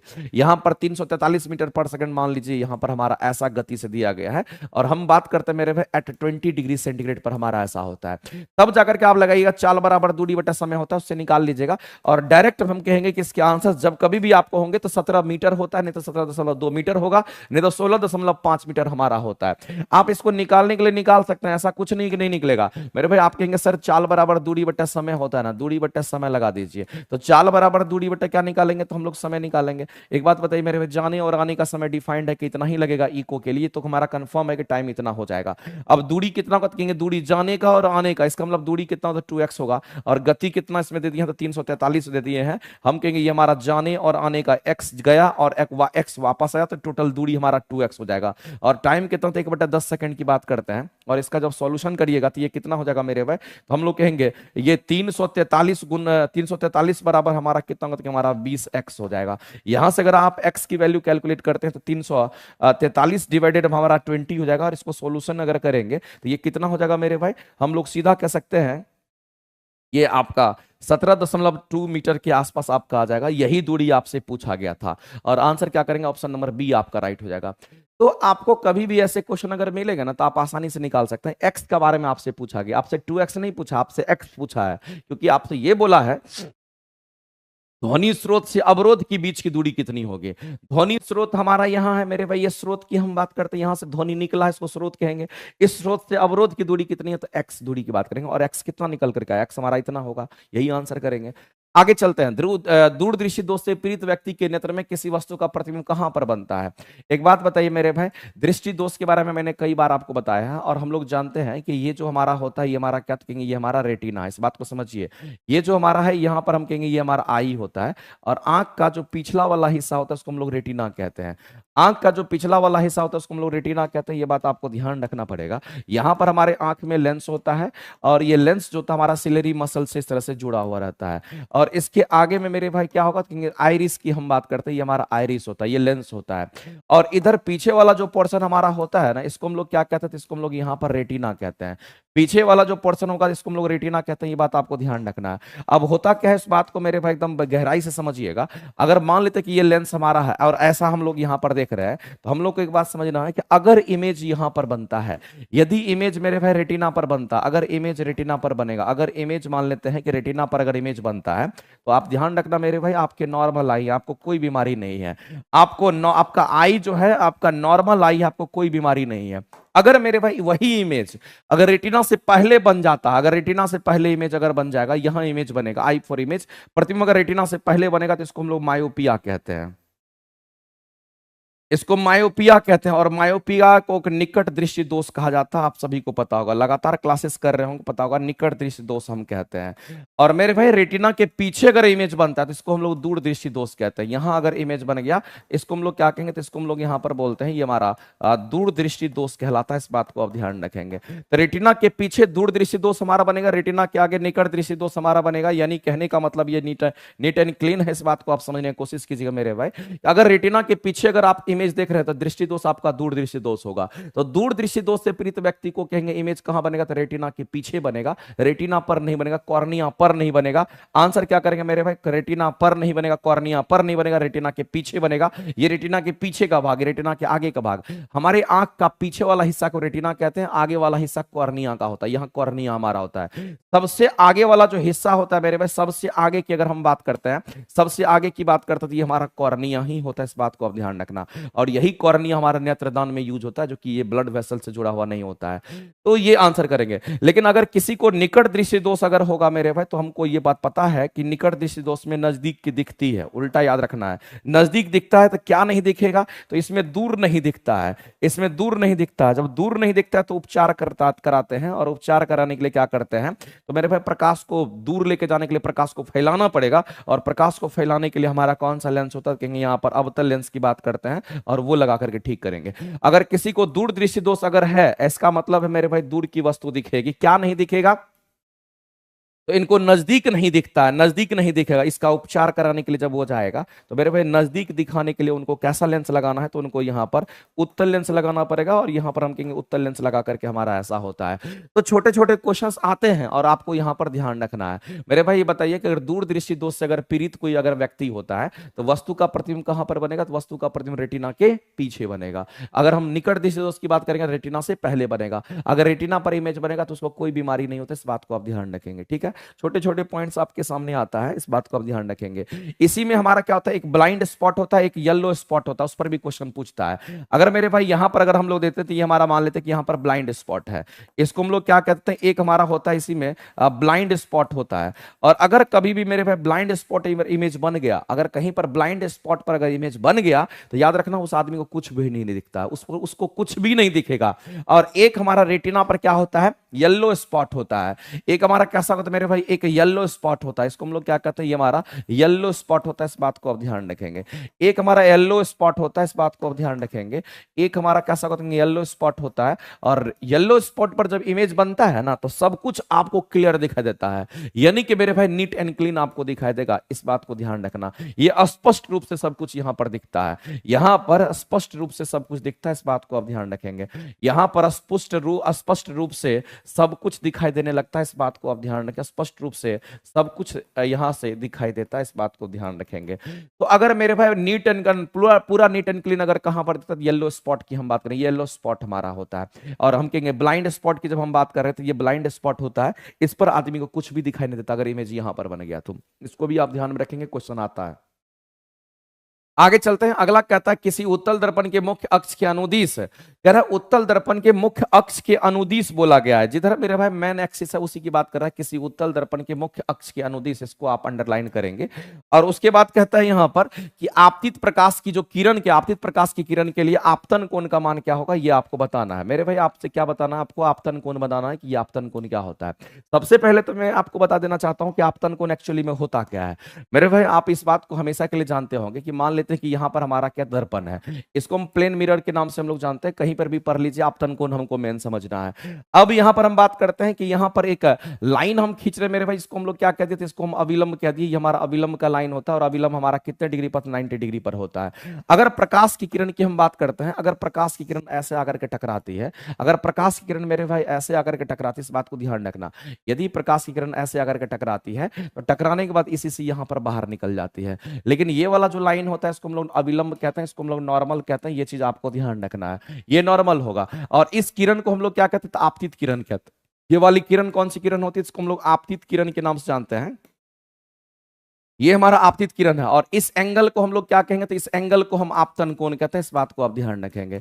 इसको हम लोग क्या कहेंगे, तो इसको हम लोग यहाँ पर आपतन कोण कहते हैं। ये बात आपको ध्यान रखना है मेरे भाई। जो जिसको आपतन कोण कहते हैं, ये हमारा आपतन कोण होता है। लेकिन आपतन कोण किसके किसके बीच में एंगल होता है, अविलंब के बीच में और आपतित किरण के बीच में। अविलंब और आपतित किरण, इसके बीच में आपतन कोण नहीं होगा, इसके बीच में आपतन कोण नहीं होगा, इसके बीच में आपतन कोण नहीं होगा। आपतन कोण होने के लिए हमेशा याद रखना अविलंब और आपतित किरण के बीच में होता है। इस बात को जिंदगी में कभी नहीं भूलना है। और ये वाला जो एंगल होता है इसको परावर्तन कोण कहते हैं, इसको परावर्तन कोण कहते हैं। और परावर्तन कोण जो हमारा होता है ना, इसको हम परावर्तन कोण कहते हैं। तो मेरे भाई ये जो परावर्तन कोण होता है, तो हम कहेंगे ये वाला जो हमारा रे निकलता है इसको परावर्तित किरण कहते हैं। इसको हम परावर्तित किरण के नाम से हम लोग जानते हैं, बस समझाने के लिए बता रहे हैं मेरे भाई। परावर्तन कोण कौन सा होता था? अविलंब और परावर्तित किरण के बीच का जो कोण होगा उसको परावर्तन कोण कहेंगे। आपतन कोण किसको कहेंगे? तो अविलंब और आपतित किरण के बीच के कोण को आपतन कोण कहेंगे। अब आते हैं हम लोग क्वेश्चंस पर। मेरे भाई जो क्वेश्चन हमारा पूछा गया वो कौन सा है? तो कहेंगे उत्तल दर्पण की बात कह रही है। और उत्तल दर्पण एक्चुअली में हमारा कुछ ऐसा होता है, हम लोग जानते हैं उत्तल दर्पण का डायग्राम हमारा ऐसा बनता है और इधर राइट साइड में पेंटिंग होता है। आप इसमें पेंटेंट कर दीजिए यहाँ पर, इसके बीचों बीच एक लाइन आप पास करा दीजिए। लेकिन इसके बीचों बीच जो लाइन पास करता है ना मेरे भाई, चाहे दर्पण हमारा कोई भी, चाहे उत्तल दर्पण की बात करें चाहे अवतल दर्पण की बात करें, फर्क नहीं पड़ता है। चाहे उत्तल दर्पण की बात करें चाहे अवतल दर्पण की बात करें, फर्क नहीं पड़ता। ये हम प्रधान अक्ष जो हम ड्रॉ कर रहे हैं ये बीचों बीच पास करता है। और अगर प्रधान अक्ष बीचों बीच पास करता, तो हमने आपको कितनी बार बताया है, ये प्रधान अक्ष हमारा इस जगह पर लंबवत होता है। इस जगह पर कैसा होता है? लंबवत होता है। इस बात को आप ध्यान रखना। इसीलिए इसीलिए मेरे भाई इस बात को आप हमेशा के लिए याद रखना कि अगर इस प्रधान अक्ष की हम बात करते हैं, तो ये प्रधान अक्ष की अगर हम बात करते हैं तो ये प्रधान अक्ष हमारा अविलंब भी कहलाता है। ये हमारा कैसा होता है? इसको हम अविलंब भी कहते हैं। ये चीज मैंने आपको पहले भी बोला था। इसको हम लोग क्या कहें? तो ये हमारा अविलंब होता है। इसको नॉर्मल भी हम कहते हैं, ये हमारा अविलंब भी होता है। और एक बात आप ध्यान रखिएगा, जो प्रधान अक्ष हमारा होता है इस दर्पण पर, इस जगह पर चूंकि बीचों बीच पास करता है, वो 90 डिग्री कोण बनाता है, इसलिए उसको अविलंब के नाम से हम लोग जानते हैं। दूसरी बात, ये जो प्रधान अक्ष हमारा होता है ये काल्पनिक रेखा रूप में होता है। ये कैसा होता है मेरे में? तो कहेंगे ये हमारा काल्पनिक रेखा के रूप में होता है। अब आता है कि उत्तल दर्पण के मुख्य अक्ष के अनुदिश, मेरे भाई मुख्य अक्ष के अनुदिश जो बोला है ना, तो ये हमारा प्रिंसिपल एक्सिस होता है, इसको मुख्य अक्ष कहते हैं। इसी के अनुदिश मेरे भाई प्रकाश जब कभी भी जाएगा तो इधर से जाएगा, प्रकाश उधर से नहीं आता, तो उधर से आने की बात ही नहीं करेंगे। लेकिन यहां पर कह रहा है कि प्रकाश हमारा किधर से किधर जा रहा है, तो आपतित प्रकाश की किरण की अगर बात करते हैं, जो आपतित प्रकाश की किरण, आने वाली प्रकाश की किरण है, वो मुख्य अक्ष के अनुदिश है। आपतित प्रकाश की किरण कैसा है? तो मेरे भाई मुख्य अक्ष के अनुदिश है, ये वाला हमारा होगा। यानी कहने का मतलब ये समझ लीजिए कि आपतित प्रकाश की किरण जो होगी वो मुख्य अक्ष के अनुदिश है। इसका मतलब मेरे भाई यही अविलंब है और यही हमारा आपतित किरण का भी हमारा है। इस बात को मेरे भाई आप समझ लीजिए कि यही हमारा अविलंब है और यहीं पर हमारा दोनों चीज है। इस बात को आप ध्यान से सुनिएंगे। यहां पर हम कहेंगे यही हमारे लिए क्या है? कहेंगे यही हमारा अविलंब होगा। इसी को हम अविलंब कह रहे हैं। और इसी को, ये जो लाल वाला लाइन आपको दिख रहा है और यहां पर आपको दिख रहा होगा, इसी को हम लोग क्या कहते हैं? तो आपतित किरण कहते हैं। यही हमारा आपतित किरण भी है। एक बात बताइए मेरे भाई कि अविलंब और आपतित किरण के बीच का कोण को क्या कहते हैं? ये हमारा आपतित किरण है, आने वाली किरण को आपतित किरण, और ये अविलंब। अविलंब और आपतित किरण के बीच के कोण को क्या कहते हैं? आपतन कोण कहते हैं। तो मेरे भाई अविलंब भी यही है और आपतित किरण भी यही है। इन दोनों के बीच एंगल कितना होगा? कहेंगे 0 डिग्री हो जाएगा, चूंकि दोनों एक दूसरे के पैरेलल ही है। हम कहेंगे यहाँ पर थीटा का मान कितना? 0 डिग्री हो जाएगा। यानी कहने का मतलब मेरे भाई जो आपतन कोण होगा वो कितना डिग्री हो जाएगा? तो कहेंगे हमारा यहाँ पर आपतन कोण कितना डिग्री होगा? तो कहेंगे 0 डिग्री होगा। इसलिए इस क्वेश्चन का आंसर करेंगे ऑप्शन नंबर हमारा ए जो होगा राइट हो जाएगा। अगर आपतन कोण का मान दर्पण में 0 डिग्री होगा तो परावर्तन कोण भी 0 डिग्री होगा। ये भी बात एक सच है, क्योंकि 90 डिग्री पर अगर हमारा प्रकाश की किरण जाके टकरा रही है तो वापस मेरे भाई 90 डिग्री पर ही मुड़ जाएगी। वो जिस रास्ते से आई उसी रास्ते में वो रिटर्न हो जाती है। जब 90 डिग्री पर कोई भी प्रकाश गिरती है तो जिस रास्ते से आती है उसी रास्ते में रिटर्न हो जाती है। इसका मतलब मेरे भाई परावर्तित किरण भी वही होगा। तो आपतन परावर्तित किरण अगर वही हमारा उधर की ओर जाएगा तो हम कहेंगे अविलंब और परावर्तित किरण के बीच में भी हमारा 0 डिग्री ही बनेगा। तो अगर आपतन कोण 0 डिग्री है तो मेरे भाई हम सीधा कह सकते हैं कि परावर्तन कोण का भी मान कितना होगा? तो सीधा कहेंगे आप कि सर आपतन कोण और परावर्तन कोण दर्पण में हम लोग जानते हैं परावर्तन का नियम में आपतन कोण परावर्तन कोण बराबर होता है, तो परावर्तन कोण का भी मान 0 डिग्री होगा। बिल्कुल सही सुना मेरे भाई, ये भी बात आपको ध्यान रखना है। छोटे छोटे पॉइंट्स हैं लेकिन सभी पॉइंट्स पर नजर आपको रखना पड़ेगा। क्वेश्चंस कहीं से भी आएगा तो आप कर सकते हो। हाँ, आगे बढ़ते हैं और अगला क्वेश्चन हम लोग देखते हैं। अगला हमारा क्या कहता है मेरे भाई? विद्युत धारा हमारा उत्पन्न कर सकती है। एक बात बताइए मेरे भाई, विद्युत धारा क्या क्या उत्पन्न कर सकती है? विद्युत धारा उत्पन्न कर सकती है बोला, क्या क्या उत्पन्न कर सकती है? क्या केवल तापीय प्रभाव, क्या केवल रासायनिक प्रभाव, क्या रासायनिक, तापीय और चुंबकीय प्रभाव तीनों करेगा? आप पढ़ते होंगे मेरे भाई कि विद्युत धारा हमारा, विद्युत धारा का रासायनिक प्रभाव, विद्युत धारा का चुंबकीय प्रभाव, विद्युत धारा का हमारा उष्मीय प्रभाव आप पढ़ते होंगे। इसका मतलब है ये तीनों चीज हमारा कर सकता है। केवल लिखा हुआ इसलिए गलत हो जाएगा, ये तीनों करेगा। इसलिए आंसर क्या करेंगे? तो ऑप्शन नंबर सी के साथ हम लोग जाएंगे। लेकिन मैं आपको बता देना चाहता हूं मेरे भाई कि विद्युत धारा का जो तापीय प्रभाव होता है इसका कंसेप्ट जूल नामक साइंटिस्ट ने दिया है। और विद्युत धारा का रासायनिक प्रभाव जो है मेरे भाई इलेक्ट्रोलिसिस में माइकल फैराडे ने दिया है। और विद्युत धारा का जो चुंबकीय प्रभाव की हम बात करते हैं तो ये ऑरस्टेड नामक साइंटिस्ट ने बताया है। ये तीनों आप मेरे भाई याद रखेंगे, तीनों साइंटिस्ट के नाम, चूंकि तीनों पर क्वेश्चन आपका आता है। संतुलित समीकरण की बात करता, अगर कोई रासायनिक समीकरण हमारा संतुलित समीकरण हमारा होता है तो याद रखना मेरे पे, वो द्रव्यमान संरक्षण के सिद्धांत पे काम करता है। किस पर काम करता है? द्रव्यमान संरक्षण के सिद्धांत पे काम करता है। इस बात को आप ध्यान रखना, उसमें द्रव्यमान संरक्षित रहती है, इस बात को ध्यान रखेंगे। एवोगाड्रो के नियम की अगर बात करते हैं तो एवोगाड्रो का नियम जो हमारा होता है, ये आदर्श गैस के लिए होता है। ये किसके लिए होगा तो आपको ध्यान रखना है, ये आदर्श गैस के लिए होता है। और एवोगाड्रो का जो नियम हमारा होता है, ये क्या कहलाता है मेरे भाई, इस बात को ध्यान रखना कि हमारा नंबर ऑफ वॉल्यूम जो हमारा होता है, ये नंबर ऑफ मोल्स का समानुपाती होता है। नंबर ऑफ मोल समानुपाती हमारा आयतन का होता है, इस बात को आप ध्यान रखेंगे, ये हमारा होता है। आगे चलते हैं।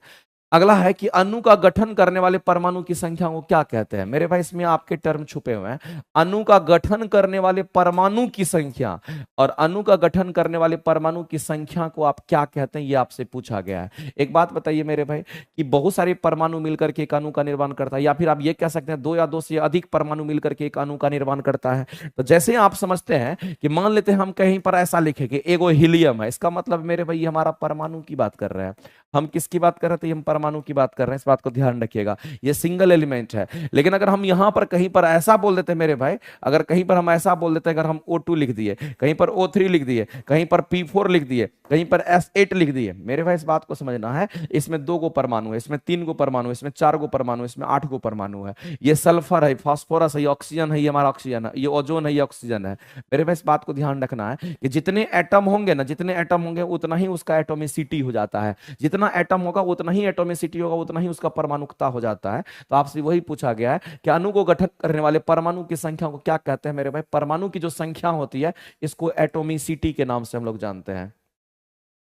इसको हम लोग क्या कहते हैं? इसको हम लोग एटोमिसिटी कहते हैं। और एटोमिसिटी कहने का मतलब इसको हम लोग परमाणुकता के नाम से हम लोग जानते हैं। इसको हम लोग परमाणुकता कहते हैं, ये चीज आपको ध्यान रखना। एटोमिसिटी कहने का मतलब परमाणुकता कहते हैं, और परमाणुकता कहने का मतलब है इसमें से कौन सा जगह मेरे परमाणु की संख्या होगा, परमाणुकता के साथ जाएंगे, ऑप्शन नंबर सी के साथ जाएंगे। परमाणु संख्या नहीं होगा। परमाणु संख्या मेरे भाई सभी एलिमेंट की जो परमाणु संख्या होती है वो डिफाइंड होती है, परमाणु संख्या में कोई परिवर्तन नहीं होता है। इसलिए हम लोग सीधा आंसर करेंगे, हमारे क्या हो जाएगा कि हम लोग सीधा कहेंगे यहां पर इस क्वेश्चन का अगर आंसर करने के लिए जाएंगे तो हम लोग आंसर करेंगे परमाणुकता, जो हमारा वो करेक्ट आंसर होगा। इसको परमाणुकता को एटोमिनाइजेशन नहीं कहते, इसको हम लोग एटोमिसिटी के नाम से हम लोग जानते हैं। ये गलत टर्म लिखा हुआ है, इसको हम लोग क्या कहते हैं? एटोमिसिटी के नाम से हम लोग जानते हैं। और मेरे भाई एटोमिसिटी ऐसे निकलता है। अब कई बार ये एग्जाम में पूछा गया है कि अगर मान लेते सल्फर की हम बात करते हैं तो एटोमिसिटी सल्फर का कितना होगा? तो आपको ध्यान रखना मेरे भाई, सल्फर की जो एटोमिसिटी होती है वो कितनी होती है? तो सल्फर का जो एटोमिसिटी होता है हमारा कितना होगा? तो कहीं 8 को होता है। अगर फॉस्फोरस का एटोमिसिटी बोलेगा तो कितना होगा? तो आप कहेंगे फॉस्फोरस जो हमारा होता है इसके एटोमिसिटी की अगर हम बात करेंगे तो ये कितना होगा? तो कहेंगे 4 हमारा होता है। इस तरह से मेरे भाई ओजोन का 3 होगा, ऑक्सीजन का 2 होगा, यानी ऐसे करके हम लोग यहाँ पर कैलकुलेट करते हैं, ध्यान रखिएगा। आगे चलते, एक धातु उस गुण को कहते हैं जिसकी सतह चमकदार होती है। मेरे भाई इस बात को आप ध्यान रखना है कि धातु और धातु सब में यही अंतर हमारा होता है। अगर कोई धातु होता है तो मेरे भाई ये शाइनी होता है, ये चमकदार होता है, इस बात को आप ध्यान रखना। धातु कैसा होगा? शाइनी होता है। ये कैसा होगा? तो हम लोग सीधा कहते हैं ये हमारा चमकदार होता है। और दूसरी बात आपको ध्यान रखना, जितने भी धातु आप देखते हैं सब के सब हमारे चमकीले होते हैं, हमारा ऐसा होता है। दूसरी बात है मेरे धातु के अंदर इलेक्ट्रॉन त्यागने की प्रवृत्ति होती है, इसमें इलेक्ट्रॉन त्यागने की प्रवृत्ति होती है, इस बात को ध्यान रखेंगे। इलेक्ट्रॉन त्यागने की जो प्रवृत्ति होती है ना, वो किस में होता है? धातु में होता है। इसलिए धातु पर देखिए इलेक्ट्रॉन त्यागने की प्रवृत्ति होती है, इसलिए धातु पर पॉजिटिव आयन से निकल करके आता है। इसी पर अगर त्यागने की प्रवृत्ति होगी तो सीधा कहेंगे धातु पर क्या होगा? तो इलेक्ट्रॉन, धातु पर मेरे पास पॉजिटिव आयंस होता है। धातु पर कैसे आयंस होंगे? तो धातु पर आपको पॉजिटिव आयंस देखने को मिलेगा। इस पर पॉजिटिव आयंस चार्ज चढ़ जाता है, इस पर पॉजिटिव आयंस हमारा होता है। क्योंकि धातु की बात करेंगे, एक इलेक्ट्रॉन निकलेगा, एक को पॉजिटिव चार्ज चढ़ेगा, एक दो इलेक्ट्रॉन में 2 पॉजिटिव चार्ज हमारा होगा। दूसरी बात अगर हम बात करते हैं मेरे भाई अधातु की, अगर हम बात करते हैं तो जो अधातु हमारा होता है, ध्यान रखना, शाइनी चमकदार होता है, इसी को हम कहते हैं, जो चमकीला होता है इसी को हम लेस्चर कहते हैं, इसी को हम लोग क्या कहते हैं? लेस्चर कहते हैं, याद रखेंगे। अगर अधातु की बात करते हैं, नॉन मेटल की बात करते हैं, तो आपको ध्यान रखना मेरे भाई ये डल होता है, इसमें शाइनी नहीं होता है। ये हमारा कैसा होता है? कि डल होता है, ये चमकदार हमारा नहीं होता, इस बात को आप ध्यान रखेंगे। ये कैसा नहीं होता? इसको चमकदार हम नहीं कहते, ये हमारा चमकदार नहीं होता, ये बात आपको ध्यान रखना। हम किसकी बात कर रहे हैं? अधातु की बात करते हैं। और ध्यान रखना मेरे भाई जो अधातु होता है इसमें इलेक्ट्रॉन त्यागने की प्रवृत्ति, इलेक्ट्रॉन ग्रहण करने की प्रवृत्ति होती है। इसमें इलेक्ट्रॉन ग्रहण करने की प्रवृत्ति होती है, ग्रहण करने की प्रवृत्ति होती है। इस बात को आप किसी भी सूरत में ध्यान रखना मेरे भाई, कभी भी अगर आ जाता है तो आप आंसर कर सकते हो। अगर इलेक्ट्रॉन ग्रहण करेगा तो उस पर मेरे भाई नेगेटिव आयंस आ जाते हैं, इसलिए उस पर कैसे आयंस आएंगे, तो इस पर नेगेटिव आयंस आ जाता है, इस पर नेगेटिव आयंस आ जाता है, इस बात को आप ध्यान रखेंगे। इस पर नेगेटिव आयंस आ जाता है, इस बात को आप ध्यान रखेंगे। दूसरी बात, अगर हम धातु की बात करते हैं मेरे भाई, तो ये हमारा कैसा होता है, मुलायम होता है। और साथ ही साथ हम कहेंगे ये लचीला होता है मेरे भाई। ये कैसा होगा, तो मुलायम कहिए, लचीला कहिए तो ज्यादा सही रहेगा। ये हमारा कैसा होगा, तो कहीं यहां पर हम लचीला के साथ जाएंगे।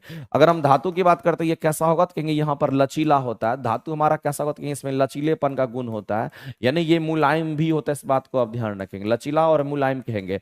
लेकिन अगर हम धातु की बात करेंगे तो लचीला मुलायम नहीं होता है। ये हमारा कैसा होगा, तो मेरे भाई हम कहेंगे ये भंगुर हमारा होता है। ये ब्रिटल होता है, यानी कि भंगुर होता है। और साथ ही साथ हम कहेंगे भंगुर तो होगा ही होगा, अगर कोई भंगुर होता तो वो हमारा कठोर होता है, इस बात को आप ध्यान रखेंगे। ये सब इसका, ये विद्युत धारा का प्रवाह करेगा, ये विद्युत धारा का प्रवाह नहीं करेगा, क्योंकि अधातु कभी भी विद्युत धारा का प्रवाह नहीं करता, इसके बारे में आपको ध्यान रखना है। तो अगर हम बात करते हैं अधातु, धातु के गुण के बारे में आपसे बोला गया, जो हमारे मेटल है उसके गुण के बारे में बोला गया है कि उसकी सतह चमकदार होती है। तो मेरे भाई उसमें मेटालिक लेस्चर होता है। हमने आपको क्या बोला कि अगर धातु की बात करते हैं मेरे, तो धातु में हम कहेंगे अगर शाइनी होता, चमकदार होता, इसका मतलब उसमें लेस्चर पाया जाता है। इसका मतलब है कि आप यहां पर कह सकते हैं मेरे भाई कि चमकदार धात्विक चमक होता है, ये हमारा यहां पर राइट हो जाएगा। यानी कि 17 नंबर जो क्वेश्चन है, उस क्वेश्चन का आंसर हम लोग क्या कहेंगे, धात्विक चमक होता है। उस गुण को हम लोग क्या कहते हैं, धात्विक चमक के नाम से जानते हैं, मेटालिक लेस्चर कहते हैं। अगर वो चमकीला दिखाई देता है, इसका मतलब मेरे भाई वो धात्विक चमक के गुण के कारण ऐसा होता है। उसमें अलग अलग गुण, उसमें हार्डनेस का गुण नहीं होता, उसमें कठोरता का गुण नहीं होता। कठोरता का गुण किसमें होगा, तो अधातु में हमारा होता है। साइड से बात है मेरे भाई, अगर ये सब नहीं करेंगे आंसर हम लोग कहेंगे जिस हिसाब से पूछा गया था, ये आंसर हम लोग राइट करेंगे। आगे चलते हैं, निम्नलिखित में से कौन सा कार्बन का हमारा अपरूप नहीं है, वो आपको बताना है मेरे भाई। जो कंप्लीट कार्बन से नहीं बना हुआ उसकी हम बात करते हैं। एक बात बताइए मेरे भाई, कार्बन डाइऑक्साइड्स की अगर बात करते हैं, ये इसमें देखिए कार्बन भी है और ऑक्सीजन भी है, तो ये हमारा कार्बन का अपरूप नहीं है। लेकिन डायमंड की बात करते हैं, कंप्लीट कार्बन का ही बना हुआ, दूसरा कुछ भी मिश्रण नहीं है। अगर ग्रेफाइट की बात करेंगे तो कंप्लीट कार्बन का बना हुआ, इसमें भी कोई मिश्रण नहीं है। लेकिन मेरे पास बात को अब ध्यान रखना है, इसका एक कार्बन हमारा 4 कार्बन से घिरा हुआ रहता है। सॉरी, इसका एक कार्बन 3 कार्बन से, इसका हमारा क्या होगा, कहेंगे हम लोग कहेंगे, कह सकते हैं मेरे भाई, हीरा का हमारा एक कार्बन जो होता है 4 कार्बन से हमारा जुड़ा रहता है। अगर हम ग्रेफाइट की बात करते हैं, एक कार्बन 3 कार्बन से घिरा हुआ रहता है, इस बात को आप ध्यान रखेंगे। लेकिन कार्बन डाइऑक्साइड में कार्बन और ऑक्सीजन दोनों है, इसलिए हमारा ये अपरूप नहीं हुआ कार्बन का, इस बात को आप ध्यान रखेंगे।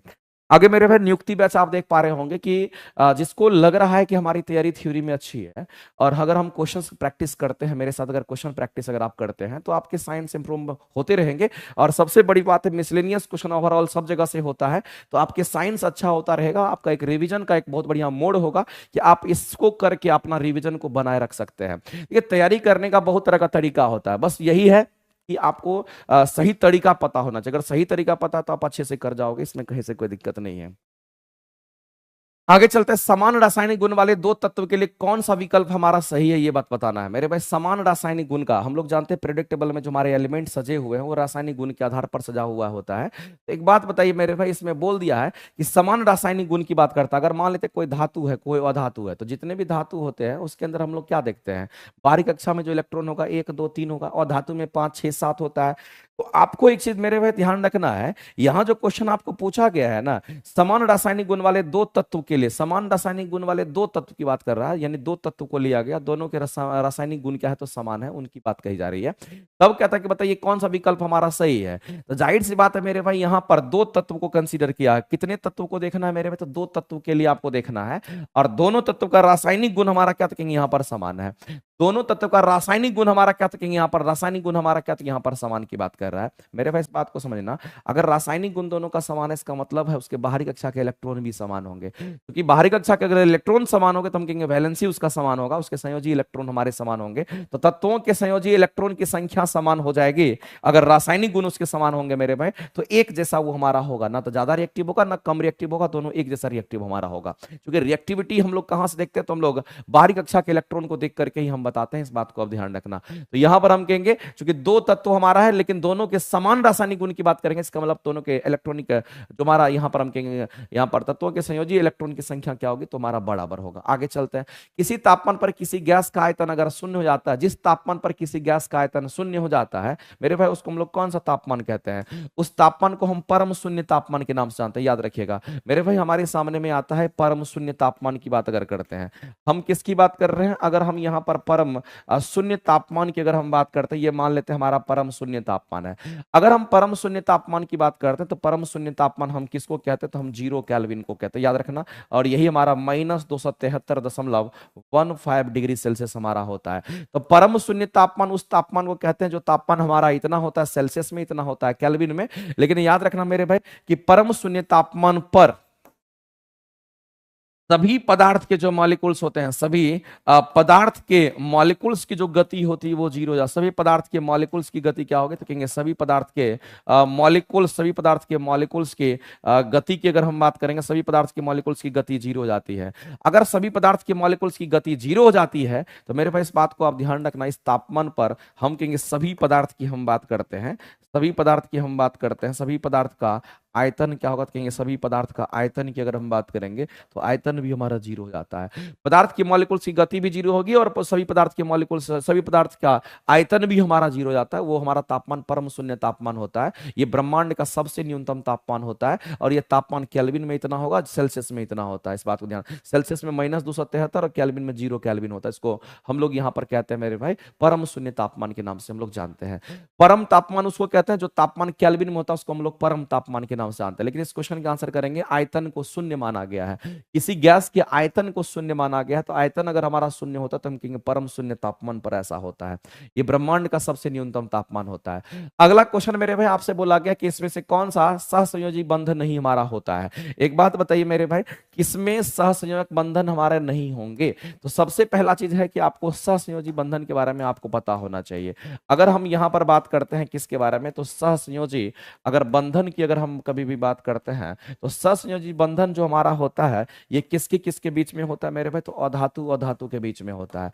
ये किसके किसके बीच में होगा? तो अधातु और अधातु के बीच होता है। इस बात को ध्यान रखना, अधातु और अधातु, अधातु और अधातु के जो बीच हमारा बंधन बनता है ना, उस बंधन को हम कहते हैं सहसंयोजक बंधन कहते हैं। और इसी को इलेक्ट्रोकोवलेंट बॉन्ड के नाम से, सॉरी, इसी को कोवलेंट बॉन्ड कहते हैं। इस बात को ध्यान रखना। दूसरा हमारा होता है आयनिक बंधन की हम बात करते हैं। तो आपको पता होना चाहिए, अगर हम आयनिक बंधन की अगर बात कर लेते हैं, यदि हम यहाँ पर आयनिक बंधन की अगर हम बात कर लेते हैं तो आयनिक बंधन को हम लोग क्या कहते हैं? इसको हम लोग यहाँ पर जो आयनिक बंधन हमारा होता है इसको आयनिक बॉन्ड तो हम कहते हैं। यहाँ पर आयनिक कंपाउंड हमारा होता ही है, यहाँ पर हम आयनिक बॉन्ड कहते हैं, लेकिन इसको इलेक्ट्रोकोवलेंट कंपाउंड भी कहते हैं। इस बात को ध्यान रखना।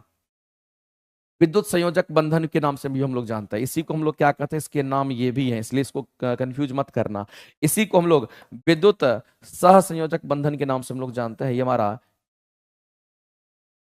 विद्युत सहसंयोजक बंधन भी हमारा होता है। इस बात को आप ध्यान रखेंगे तो मेरे भाई इस बात को आप ध्यान रखना है कि आयनिक बंधन का ही दूसरा नाम हमारा ये होता है, इसलिए कंफ्यूज मत करना कभी कि ये संयोज, यह सहसंयोजी है, ये विद्युत के साथ लगा हुआ है। और ध्यान रखना मेरे भाई, ये किसके किसके बीच में बंधन का निर्माण करेगा? तो एक वो धातु होगा और धातु और अधातु के बीच में ये बंधन बनता है। ये धातु और किसके बीच में बनेगा? तो एक वो धातु है, दूसरा हमारा क्या? तो अधातु है। धातु और अधातु के बीच जो बंधन बनता है ना, उसको हम लोग क्या कहते हैं? यहाँ पर इलेक्ट्रोकोवलेंट बॉन्ड कहते हैं या फिर उसी को आयनिक बॉन्ड कहते हैं। अगर मेरे भाई इसमें बोला गया कि इसमें सहसंयोजी बंधन हमारा नहीं है, यानी कौन सा मेरे भाई? ये नहीं है, इसका मतलब अधातु अधातु के बीच में बंधन नहीं है। अगर आप इसको देखिएगा तो मैग्नीशियम हमारा क्या कहेंगे? यहाँ पर धातु है, मैग्नीशियम धातु है। क्लोरीन को देखिएगा तो ये हमारा क्या कहेंगे? यहाँ पर अधातु है। इसका मतलब मेरे भाई ये हमारा धातु अधातु के बीच में है और धातु और धातु के बीच में हमारा आयनिक बंधन होता है। तो यही हमारा क्या होगा? तो नहीं होगा, तो यही आंसर करेंगे। ये हमारा क्या है? तो मेरे भाई आयनिक बंधन है, ये हमारा सहसंयोजक बंधन नहीं है। लेकिन अगर आप इसकी बात करते हैं तो नाइट्रोजन हमारा क्या? तो हम कहेंगे यहाँ पर अधातु है। नाइट्रोजन हमारा क्या? तो अधातु होता है और हाइड्रोजन तो हमारे अधातु है। तो यहाँ पर भी अगर देखिएगा तो आपको अधातु अधातु मिल जाएगा। अगर अधातु अधातु मिल गया तो मेरे भाई तो ये तो हमारा होगा, यानी ये हमारा होगा। दूसरी बात, अगर हम कार्बन की बात करते हैं तो ये हमारा क्या साथ कहेंगे? अधातु, हमारा कार्बन हमारा अधातु होता है और हाइड्रोजन तो हमारा अधातु है। अगर यहाँ पर भी अगर आप देखिएगा तो अधातु अधातु के बीच में होगा, तो ये भी हमारा यहाँ पर हम कहेंगे, यहाँ पर सॉरी, ये भी हमारा क्या होता है? सहसंयोजक बंधन हमारा होता है। तो सहसंयोजक बंधन जो बनता है मेरे भाई, वो हमारा क्या होगा, कहेंगे का हमारा अधातु अधातु के बीच बनता है। ये अधातु अधातु अधातु अधातु, लेकिन ये धातु अधातु के बीच में ये आयनिक बंधन है। आयनिक बंधन को हम लोग कहते हैं विद्युत, इसमें विद्युत लगा हुआ, विद्युत सहसंयोजक बंधन भी कहते हैं। तो मेरे भाई ये हमारा आयनिक बंधन है, ये संयोजक बंधन नहीं है, सहसंयोजक बंधन नहीं है, ये हमारा विद्युत सहसंयोजक बंधन है, उसको हम उसी को कहते हैं आयनिक बंधन। इस बात को ध्यान रखिएगा। तो आंसर ए ऑप्शन हमारा क्या हो जाएगा इस क्वेश्चन के लिए, राइट हो जाएगा। आगे बढ़ते हैं। निम्नलिखित में से दिए गए अभिक्रिया में किसका अपचयन हो रहा है, ये आपसे पूछा गया मेरे भाई। किसका रिडक्शन हो रहा है, किसका अपचयन हो रहा है, ये आपसे पूछा गया है। तो जो केमिकल रिएक्शन आपको दे रखे हैं वो आपका क्या है, कहेंगे जिंक ऑक्साइड है। इसमें हम कहते हैं कि कार्बन के रिएक्शन करा दिया गया, पता चला जिंक अलग हो गया और कार्बन मोनोऑक्साइड अलग हो गया। एक बात देखिए मेरे भाई, अगर इस जिंक ऑक्साइड्स को अगर देखेंगे तो यहां से अगर जिंक बना है, इसका मतलब इसमें ऑक्सीजन है, यहां पर ऑक्सीजन नहीं, इसका मतलब इसमें ऑक्सीजन की कमी हो गई। इसमें ऑक्सीजन की क्या हो गई, कहेंगे इसमें ऑक्सीजन की कमी होगी। अगर इसमें ऑक्सीजन की कमी अगर हो गई, इसका मतलब मेरे भाई हम यहां पर कहेंगे कि यहां पर रिडक्शन हो गया। ऑक्सीजन की कमी होती तो उसको रिडक्शन कहते हैं, उसको हम अवकरण कहते हैं। कई बार बता चुके हैं, अब नहीं बताएंगे। यहां पर अवकरण हो जाता है, यानी कहने का मतलब मेरे भाई इसका क्या हो जाएगा, कहेंगे इसका अपचयन हो जाता है। यहां पर अपचयन हो जाता है इस बात को। लेकिन किसका अपचयन हुआ था, जिंक का अपचयन हुआ। जिंक से, जिंक ऑक्साइड से जिंक बन गया, इसलिए जिंक का अपचयन हुआ है। इसका मतलब मेरे भाई किसका अपचयन हुआ, तो हम कहेंगे यहां पर जिंक का अपचयन हो गया है। और इस क्वेश्चन के लिए अगर आंसर करने के लिए जाएंगे तो ऑप्शन नंबर सी हमारा राइट हो जाएगा मेरे भाई। जिंक ऑक्साइड से जिंक बन गया, तो जिंक का अपचयन हो गया, इस बात को ध्यान रखना। जिंक का रिडक्शन हो गया यानी जिंक का अपचयन होगा, ध्यान रखेंगे। अगर कार्बन को अगर देखिएगा तो कार्बन में उल्टा है मेरे भाई। कार्बन से कार्बन मोनोऑक्साइड बन गया, यहां पर देखिए कार्बन ऑक्सीजन नहीं है, यहां पर ऑक्सीजन नहीं है, यहां पर ऑक्सीजन है, इसका मतलब इसमें ऑक्सीजन बढ़ गया। अगर इसमें ऑक्सीजन बढ़ेगा तो इसमें ऑक्सीडेशन हो जाएगा। इसमें क्या होगा, कहेंगे यहां पर हमारा ऑक्सीडेशन हो गया। और किसी का अगर ऑक्सीडेशन होता तो मेरे भाई इसका उपचयन हो जाता है। इसका क्या होगा कि यहां पर उपचयन होगा। तो उपचयन किसका होगा, यहां अपचयन है, यहां पर अपचयन है, यहां उपचयन है। अपचयन अगर किसका होता, कहेंगे जिंक का अपचयन हुआ। कार्बन का क्या होता मेरे भाई, उपचयन हुआ। इस तरीके से आपको आंसर करना है। अगर अपचयन और उपचयन अगर दोनों होता है, या ऑक्सीडेशन और रिडक्शन दोनों होता है, तो इसको हम लोग कहेंगे रेडॉक्स रिएक्शन का इक्वेशन कहते हैं। इस बात को ध्यान रखेंगे। आगे चलते हैं। अगला कहता है इनमें से कौन सी धातु अभिक्रियाशील हमारा कम है, सबसे कम अभिक्रियाशील आपसे पूछा गया कौन सा है। तो मेरे भाई किस धातु की, कह रहा किस धातु की अभिक्रियाशीलता सबसे कम है, ये क्वेश्चन आपसे पूछा गया है। एक बात बताइए मेरे भाई, अगर आपको आंसर करना होगा तो चांदी है, सोडियम है। सोडियम हमारा सबसे अधिक रिएक्टिव होता है, तो ये तो आंसर किसी भी सूरत में नहीं होगा।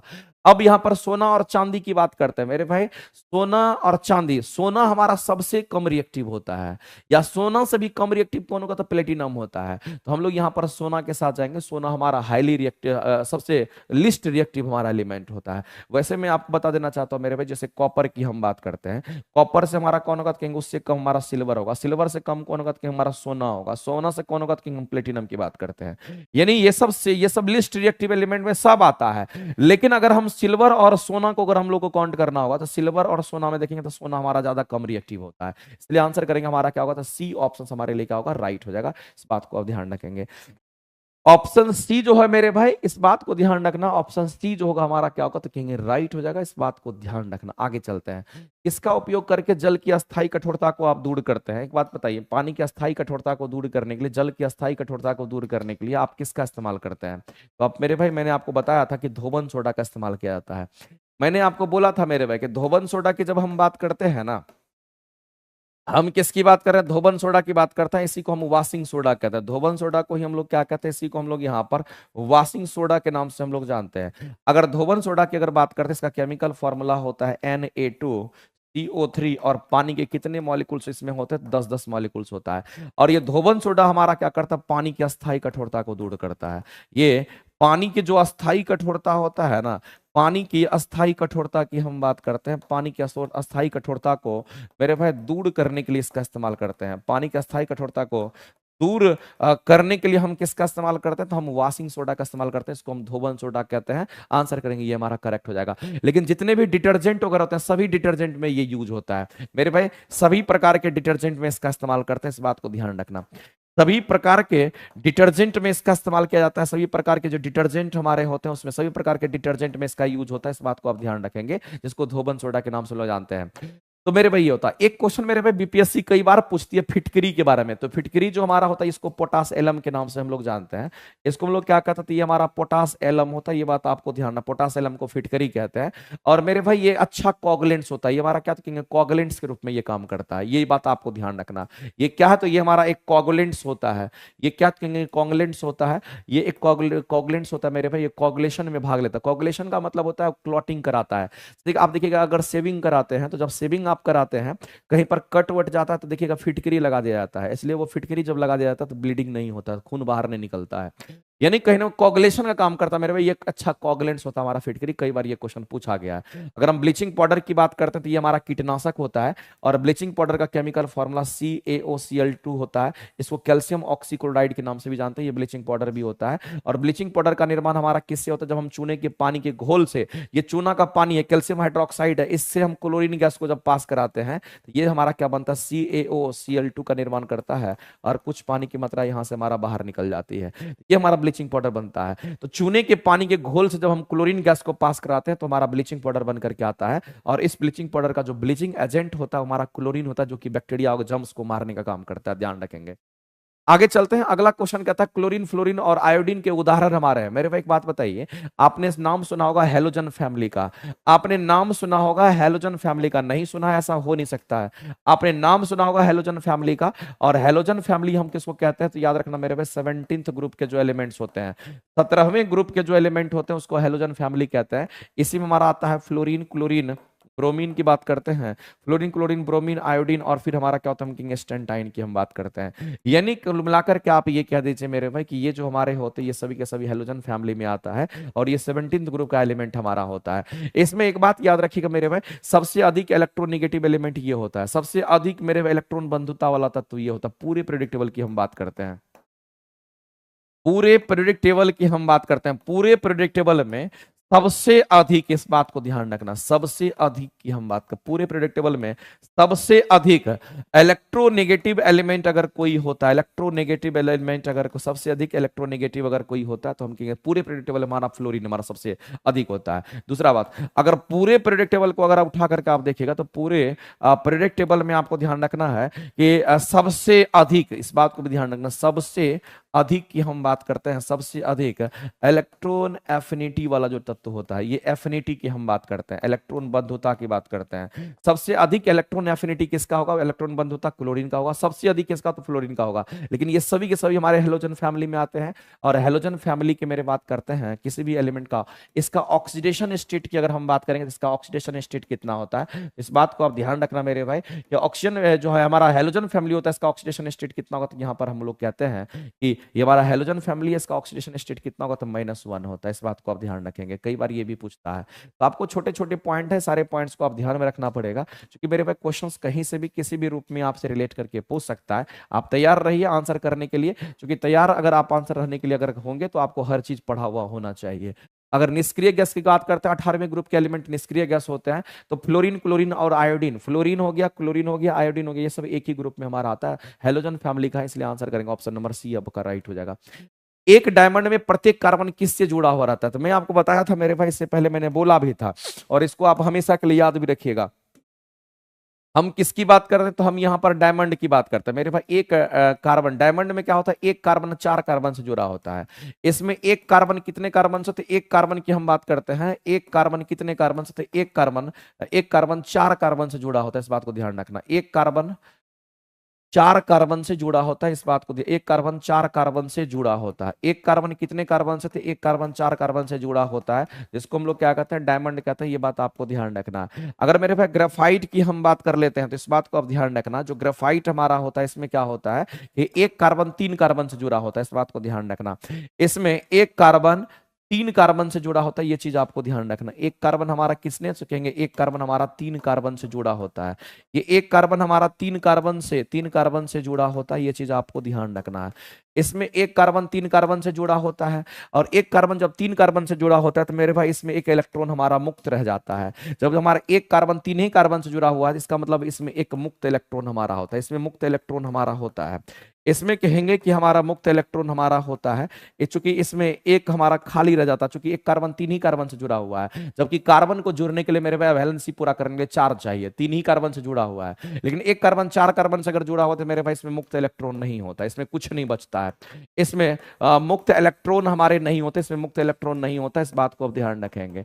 अगर मुक्त इलेक्ट्रॉन इसमें नहीं होता है तो जिसमें मुक्त इलेक्ट्रॉन नहीं, वो विद्युत धारा का प्रवाह नहीं करेगा, जिसमें मुक्त इलेक्ट्रॉन होता है वो विद्युत धारा का भी प्रवाह करता है। तो डायमंड की बात करते हैं, एक कार्बन चार कार्बन से जुड़ा हुआ है, मेरे भाई डायमंड की बात करते हैं तो एक कार्बन जो होता है प्रत्येक कार्बन चार अन्य कार्बन से जुड़ा होता है, इसलिए टेट्राहेड्रल हमारा होता है। इसका स्ट्रक्चर कैसा होता है? टेट्राहेड्रल होता है, एक कार्बन हमारे चार कार्बन से जुड़ा होता है, इस बात को आप ध्यान रखेंगे, कई बार आपके क्वेश्चन एग्जाम में आ जाता है। हाँ, ग्रेफाइट जो हमारा होता है ना, वो ग्रेफाइट हमारे पेंसिल में भी यूज होता है, और जो ग्रेफाइट हमारा होता है वो हमारा लुब्रिकेंट के रूप में भी काम करता है, याद रखिएगा, हमारा क्या तो कहेंगे यहाँ पर लुब्रिकेंट के रूप में भी काम करता है, जहां पर हैवी मशीन वगैरह का इस्तेमाल करते हैं वहां पर उसका हम इस्तेमाल करते हैं। ठीक है, आगे चलते हैं, आगे बढ़ते हैं, अगला क्वेश्चन देखते हैं मेरे। एल्युमिनियम को जंग लगने से बचाने के लिए हम उस पर क्या करते हैं, उसकी परत पर एक एल्युमिनियम के ऑक्साइड की एक मोटी परत का निर्माण करते हैं, इसको हम लोग एनोडाइजिंग कहते हैं। एनोडाइजिंग मेरे भाई ऐसा प्रोसेस होता है, उसमें जंग लगने से उसको बचाता है, इस बात को ध्यान रखेंगे। आगे चलते हैं, निकले कौन सा एल्काइन का, मेरे भाई एल्काइन की बात कर रहे हैं, और एल्काइन का सजातीय श्रेणी का पहला सदस्य आपसे पूछा गया है। मेरे भाई सबसे पहले तो आप एल्काइन को आप जानने की कोशिश कीजिए, और एकदम सिंपल क्वेश्चन है।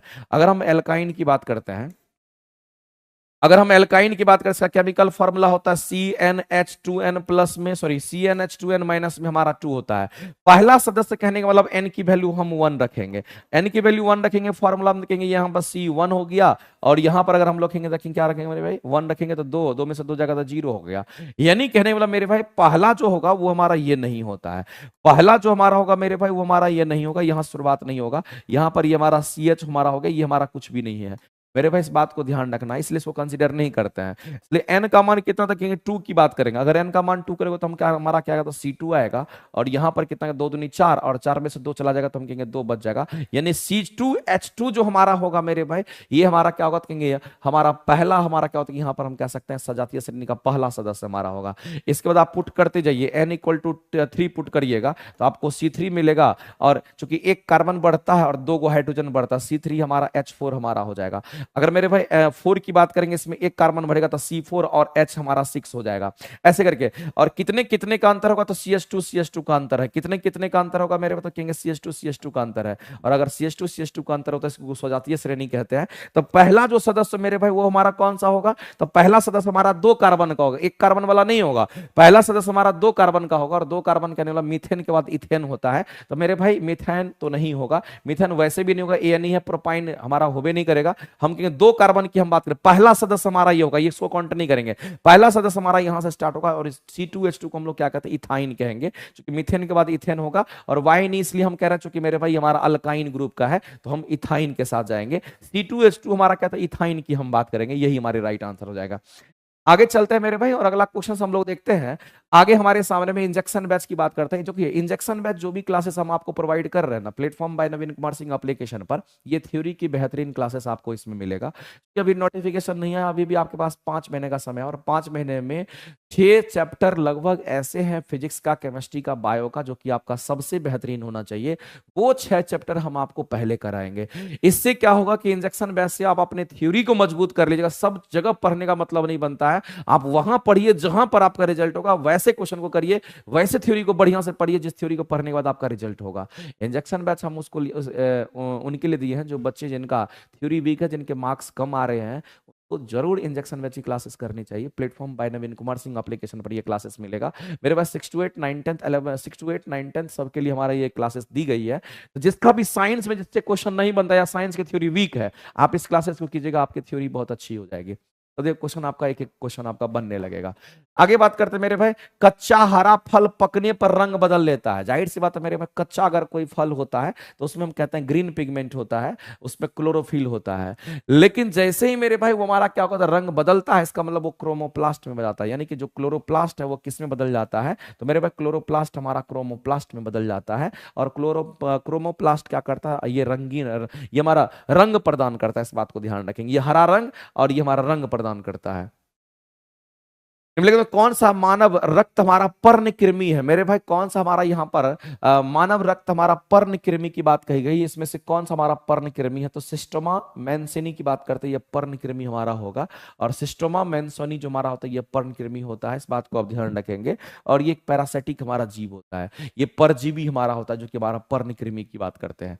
आगे बात करते हैं मेरे भाई, एकल झिल्ली से घिरा हुआ कौन होता है? देखिए एकल झिल्ली से जो घिरा हुआ होता है ना, हमारा लाइसोसोम होता है, गोल्जी बॉडी होता है, वैक्यूल होता है, ये सब हमारा होता है, इस बात को आप ध्यान रखेंगे। लाइसोसोम की हम बात करते हैं, इसी में आप मेंशन कर दीजिए कि अगर हम गोल्जी बॉडी की बात करते हैं, इसी में मेरे भाई एंडोप्लाज्मिक रेटिकुलम की हम बात करते हैं, इसको भी आप मेंशन कर लीजिए। तो लाइसोसोम हो गया, एंडोप्लाज्मिक रेटिकुलम हो गया, हमारा कहेंगे यहाँ पर गोल्जी बॉडी हो गया, ये सब एकल झिल्ली से हमारा बना हुआ है। ये किससे बना हुआ था? कहेंगे एकल झिल्ली से हमारा बना हुआ होता है। और हम कहते हैं एंडोप्लाज्मिक वैक्यूल भी इसमें हमारा आएगा, रसधानी जिसको हम कहते हैं। इसी में अगर हम लोग देखेंगे तो मेरे भाई वैक्यूल भी हमारा आता है। इसी में क्या करेंगे हम, वैक्यूल की भी बात करेंगे, यहाँ पर वैक्यूल की हम बात करेंगे, ये भी हमारा आता है। तो lysosome, Golgi body, endoplasmic reticulum, vacuole, ये सब हमारे क्या तो कहेंगे सिंगल झिल्ली से बना हुआ है, एकल झिल्ली होता है। लेकिन इसमें डबल झिल्ली, इसमें डबल होता है, इन सब में डबल हमारा होगा, इसको कम से कम याद रखिएगा।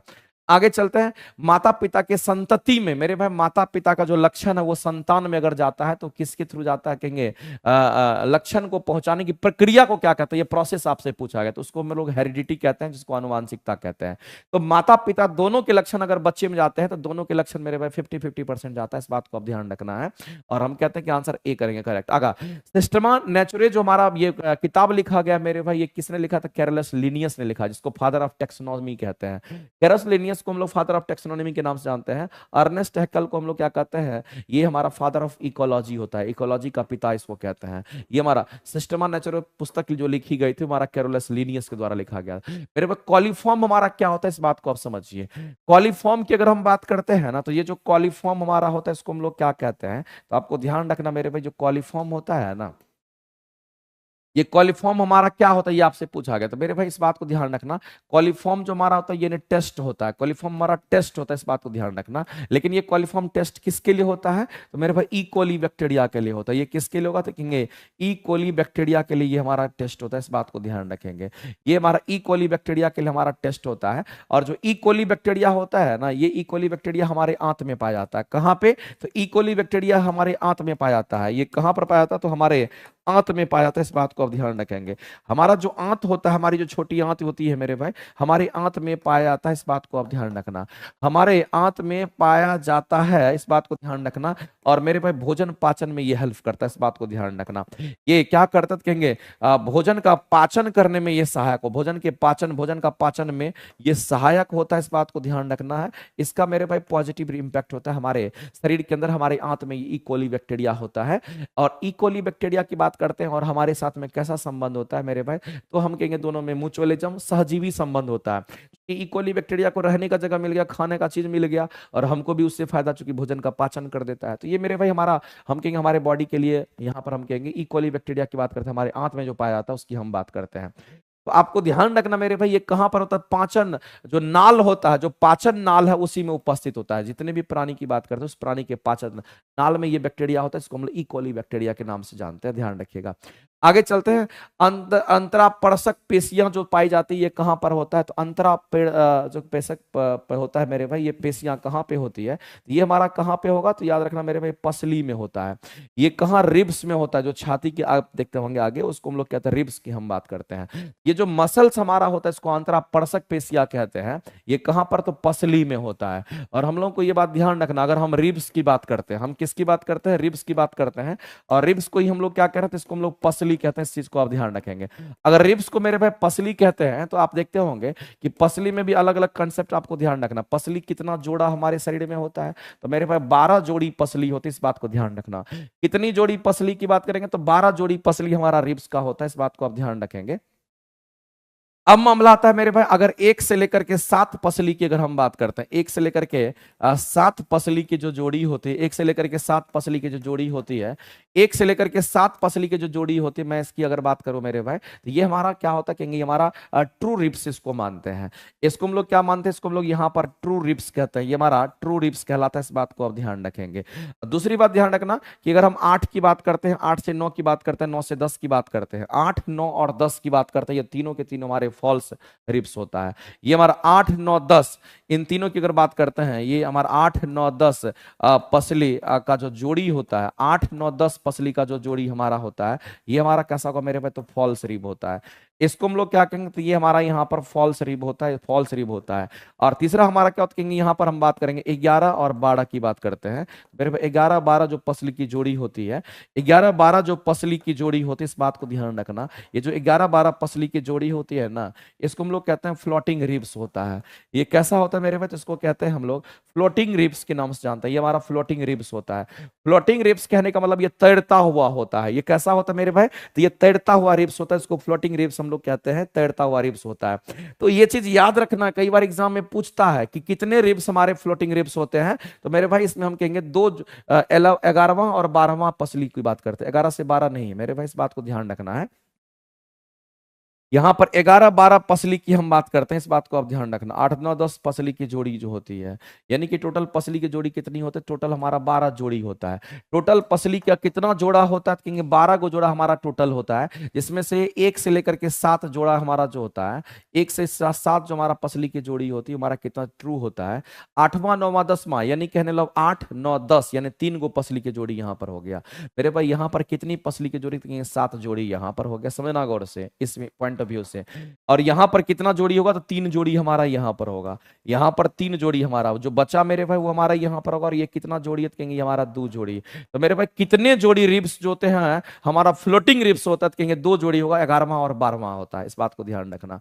तो क्वेश्चन आपके ऐसे आते हैं, और इसलिए उसके अंदर में मेरे भाई हम लोग जानते हैं कि ये हमारा हमारा क्या होता है, स्टर्नम हमारा होता है। और रिब्स को अगर देखिएगा तो कुछ इस तरीके के जो हमारे रिब्स होते हैं, ये अगर देखिएगा तो ऐसा करके आपका छाती के अंदर ऐसे रिब्स हमारा बना हुआ रहता है मेरे भाई। इसकी जो ये जो मसल्स होता है ना, इसकी हम बात कर रहे हैं, इसी मसल्स की हम बात कर रहे हैं, जो बीच में हमारा रिब्स के बीच में जो मसल्स होता है, इस रिब्स के बीच में जो मसल्स होता है ना, उसी को हम लोग क्या कहते हैं, अंतरापर्शक पेशिया के नाम से हम लोग जानते हैं, ध्यान रखिएगा। आगे चलते हैं।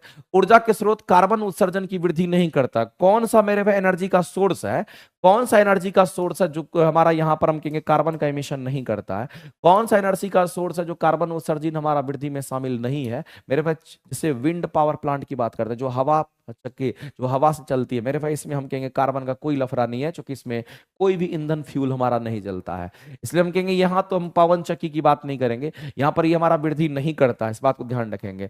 यानी कहने का मतलब मेरे भाई, ये हमारा क्या करेगा, तो कहेंगे ये वृद्धि हमारा नहीं करेगा, पवन चक्की की बात करते हैं मेरे भाई। जो न्यूक्लियर पावर प्लांट होते हैं ना, इसमें भी हमारा नहीं करता है, न्यूक्लियर पावर प्लांट में भी हमारा कोई कार्बन का एमिशन है। सोलर सेल में भी हमारा नहीं होगा, हम लोग सोलर सेल्स का इस्तेमाल करते हैं ना, जिसमें सिलिकॉन हमारा सब बना हुआ रहता है, तो सोलर सेल में भी कार्बन का एमिशन नहीं होता, कार्बन का एमिशन इसमें से कहीं पर भी नहीं होगा मेरे भाई। हाइड्रो इलेक्ट्रिक पावर प्लांट वगैरह जो होता है, उसमें भी जो पनबिजली कहते हैं, उसमें भी कार्बन का एमिशन नहीं होता है। यानी कि आप सीधा सीधा जियोथर्मल एनर्जी में भी हमारा कार्बन का एमिशन नहीं होता। कार्बन का एमिशन सबसे अधिक किसमें होता है, कोयला के जलने पर होता है, इस बात को आप ध्यान रखेंगे। तो मेरे भाई इन सभी में कार्बन का एमिशन हमारा नहीं होता, तो हम लोग कहेंगे उपयुक्त में से एक से अधिक हमारा इन सभी में ये कार्बन की मात्रा में वृद्धि नहीं करेगा। आगे चलते हैं। सारथी बैच बीपीएससी शिक्षक भर्ती के लिए मेरे भाई ये हमारा विकास सर का ये बैच चलता है, प्लेटफॉर्म बाय नवीन कुमार सिंह एप्लीकेशन पर आपको ये बैच मिल जाएगा, कॉमन पेपर में आपको ये बैच दिखेगा। आगे चलते हैं। मछली के प्राप्त मेरे भाई, मछली देखो इस तरह 2 तरह का क्वेश्चन आपसे पूछता है। अगर बोलेगा कि मछली में कौन सा होगा, तो कहेंगे मछली में विटामिन ए होता है, इस बात को ध्यान रखना, मछली में विटामिन ए होता है। लेकिन अगर मछली का थोड़ी देर तक खत्म होने वाला है, अगर मछली का तेल अगर हम बोलते हैं, तो मछली के तेल की अगर बात करते हैं, इसमें कौन होगा, तो इसमें विटामिन डी की हम बात करेंगे, इसमें हम विटामिन डी की बात करते हैं, इस बात को ध्यान रखना। तो यहां पर मछली के तेल की बात करें या मछली की ऑयल लीवर की बात करें, तेल बोले या मछली का लीवर अगर बोलता है, मछली के यकृत की अगर बात करता है, इस बात को ध्यान रखना है, उसमें विटामिन डी होता है। तो इस क्वेश्चन का आंसर करेंगे ऑप्शन नंबर डी आपका करेक्ट हो जाएगा। और विटामिन डी को हम लोग क्या कहते हैं, कैल्सीफेरॉल के नाम से जानते हैं, इस बात को ध्यान रखिएगा। और विटामिन बी12 को हम लोग साइनोकोबालामिन कहते हैं, इसमें कोबाल्ट धातु भी होता है। और विटामिन सी को स्कॉर्बिक एसिड कहते हैं। इसकी कमी से क्या होगा मेरे भाई, तो स्कर्वी होता है। इसकी कमी से साइनोकोबालामिन हमारा, विटामिन बी12 को क्या कहते हैं, साइनोकोबालामिन होता है, कोबाल्ट धातु हमारा होता है, इसमें पाया जाता है। और अगर हम बात करते हैं इसमें स्किन वगैरह में प्रॉब्लम होने लगता है। विटामिन डी क्या, तो कहेंगे कैल्सीफेरॉल, विटामिन डी की कमी से क्या होता है, तो हम कहेंगे हड्डी वड्डी में वीकनेस आ जाता है, इस बात को आप ध्यान रखेंगे। आगे चलते हैं। आगे बात करता है मेरे भाई कि फेफड़ा में श्वसन का गैस का आदान प्रदान होता है। बताइए कितनी बार बताएं कि फेफड़ा की बात करेगा उसमें श्वसन गैस का अगर आदान प्रदान होगा तो कहाँ होता है? एल्बुलाई पर होता है। मैंने कई बार आपको बता रखा है, इसलिए आगे चलते हैं। अगला क्वेश्चन हमारा क्या कहता है समझते हैं। कह रहा है कि भोजन के संबंध में इनमें से कौन सा कथन हमारा असत्य है, इस बात को आप बताइए। मेरे भाई भोजन के संबंध में जो हम लोग खाते हैं उसके बारे में कौन सा कथन हमारा असत्य है? मेरे भाई जो भी खाने पीने की जो चीजें होती है, जो भी खाने पीने की चीजें होती है मेरे भाई, वो हमारा कैसा होता है कहेंगे, वो हमारा यहाँ पर हम लोग सीधा कहेंगे जैविक पदार्थ होता है, अजैविक नहीं होता है। जैविक पदार्थ हम उसको कहते हैं जिसको बैक्टीरिया सरा गला पाता है, जिसको बैक्टीरिया सरा गला करके पूरी तरीके से मेरे भाई मिट्टी में मिला देता है, उसको जैविक पदार्थ कहते हैं। जितना भी खाने पीने की चीज हम लोग खाते हैं बैक्टीरिया सरा गला करके उसको खत्म कर देता है। तो मेरे भाई ये अगर बात कर रहा है कि भोजन हमारा कैसा पदार्थ है, तो कहेंगे भोज्य पदार्थ जो हमारा खाने का पदार्थ होता है वो एक जैविक पदार्थ होता है। याद रखना वो अजैविक नहीं है, वो कोई रासायनिक प्रक्रिया नहीं होती है। हम कहेंगे वो एक जैविक पदार्थ होता है, इस बात को ध्यान रखेंगे।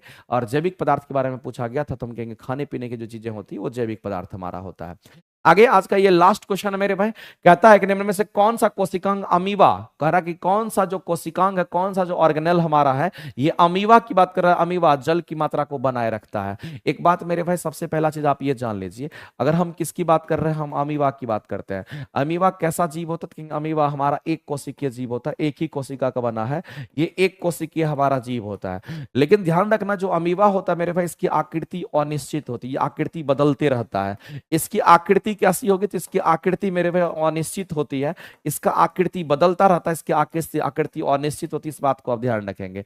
अगर इस अमीबा की बात करते हैं, इसका आकार हमारा जो होता है वो कैसा होता है? क्योंकि इसका आकार मेरे भाई अगर देखेगा तो ये अमीबा का हमारा आकार होता है, इस तरीके से ये अमीबा का आकार होगा। इस अमीबा के आकार में अगर देखिएगा मेरे भाई तो इसको हम लोग सूडोपोडिया, जो बाहर निकला हुआ पार्ट होता है, इसको हम लोग क्या कहते हैं? इसको हम लोग क्या कहते हैं? यहाँ पर हमारा सूडोपोडिया, इसको हम लोग क्या कहेंगे? तो इसको हम लोग यहाँ पर सूडोपोडिया के नाम से हम लोग जानते हैं। और मेरे भाई इसके अंदर में अगर देखिएगा तो इसके अंदर में आपको यहाँ पर दिखेगा मेरे भाई कि इसके अंदर में हमारा न्यूक्लियस भी होता है। इसके अंदर में क्या होगा? तो कहेंगे हमारा यहाँ पर न्यूक्लियस भी होता है, इस बात को ध्यान रखेंगे। अगर इस अमीबा की अगर हम बात करते हैं मेरे भाई, तो याद रखना इसके अंदर साइटोप्लाज्म भी होता है।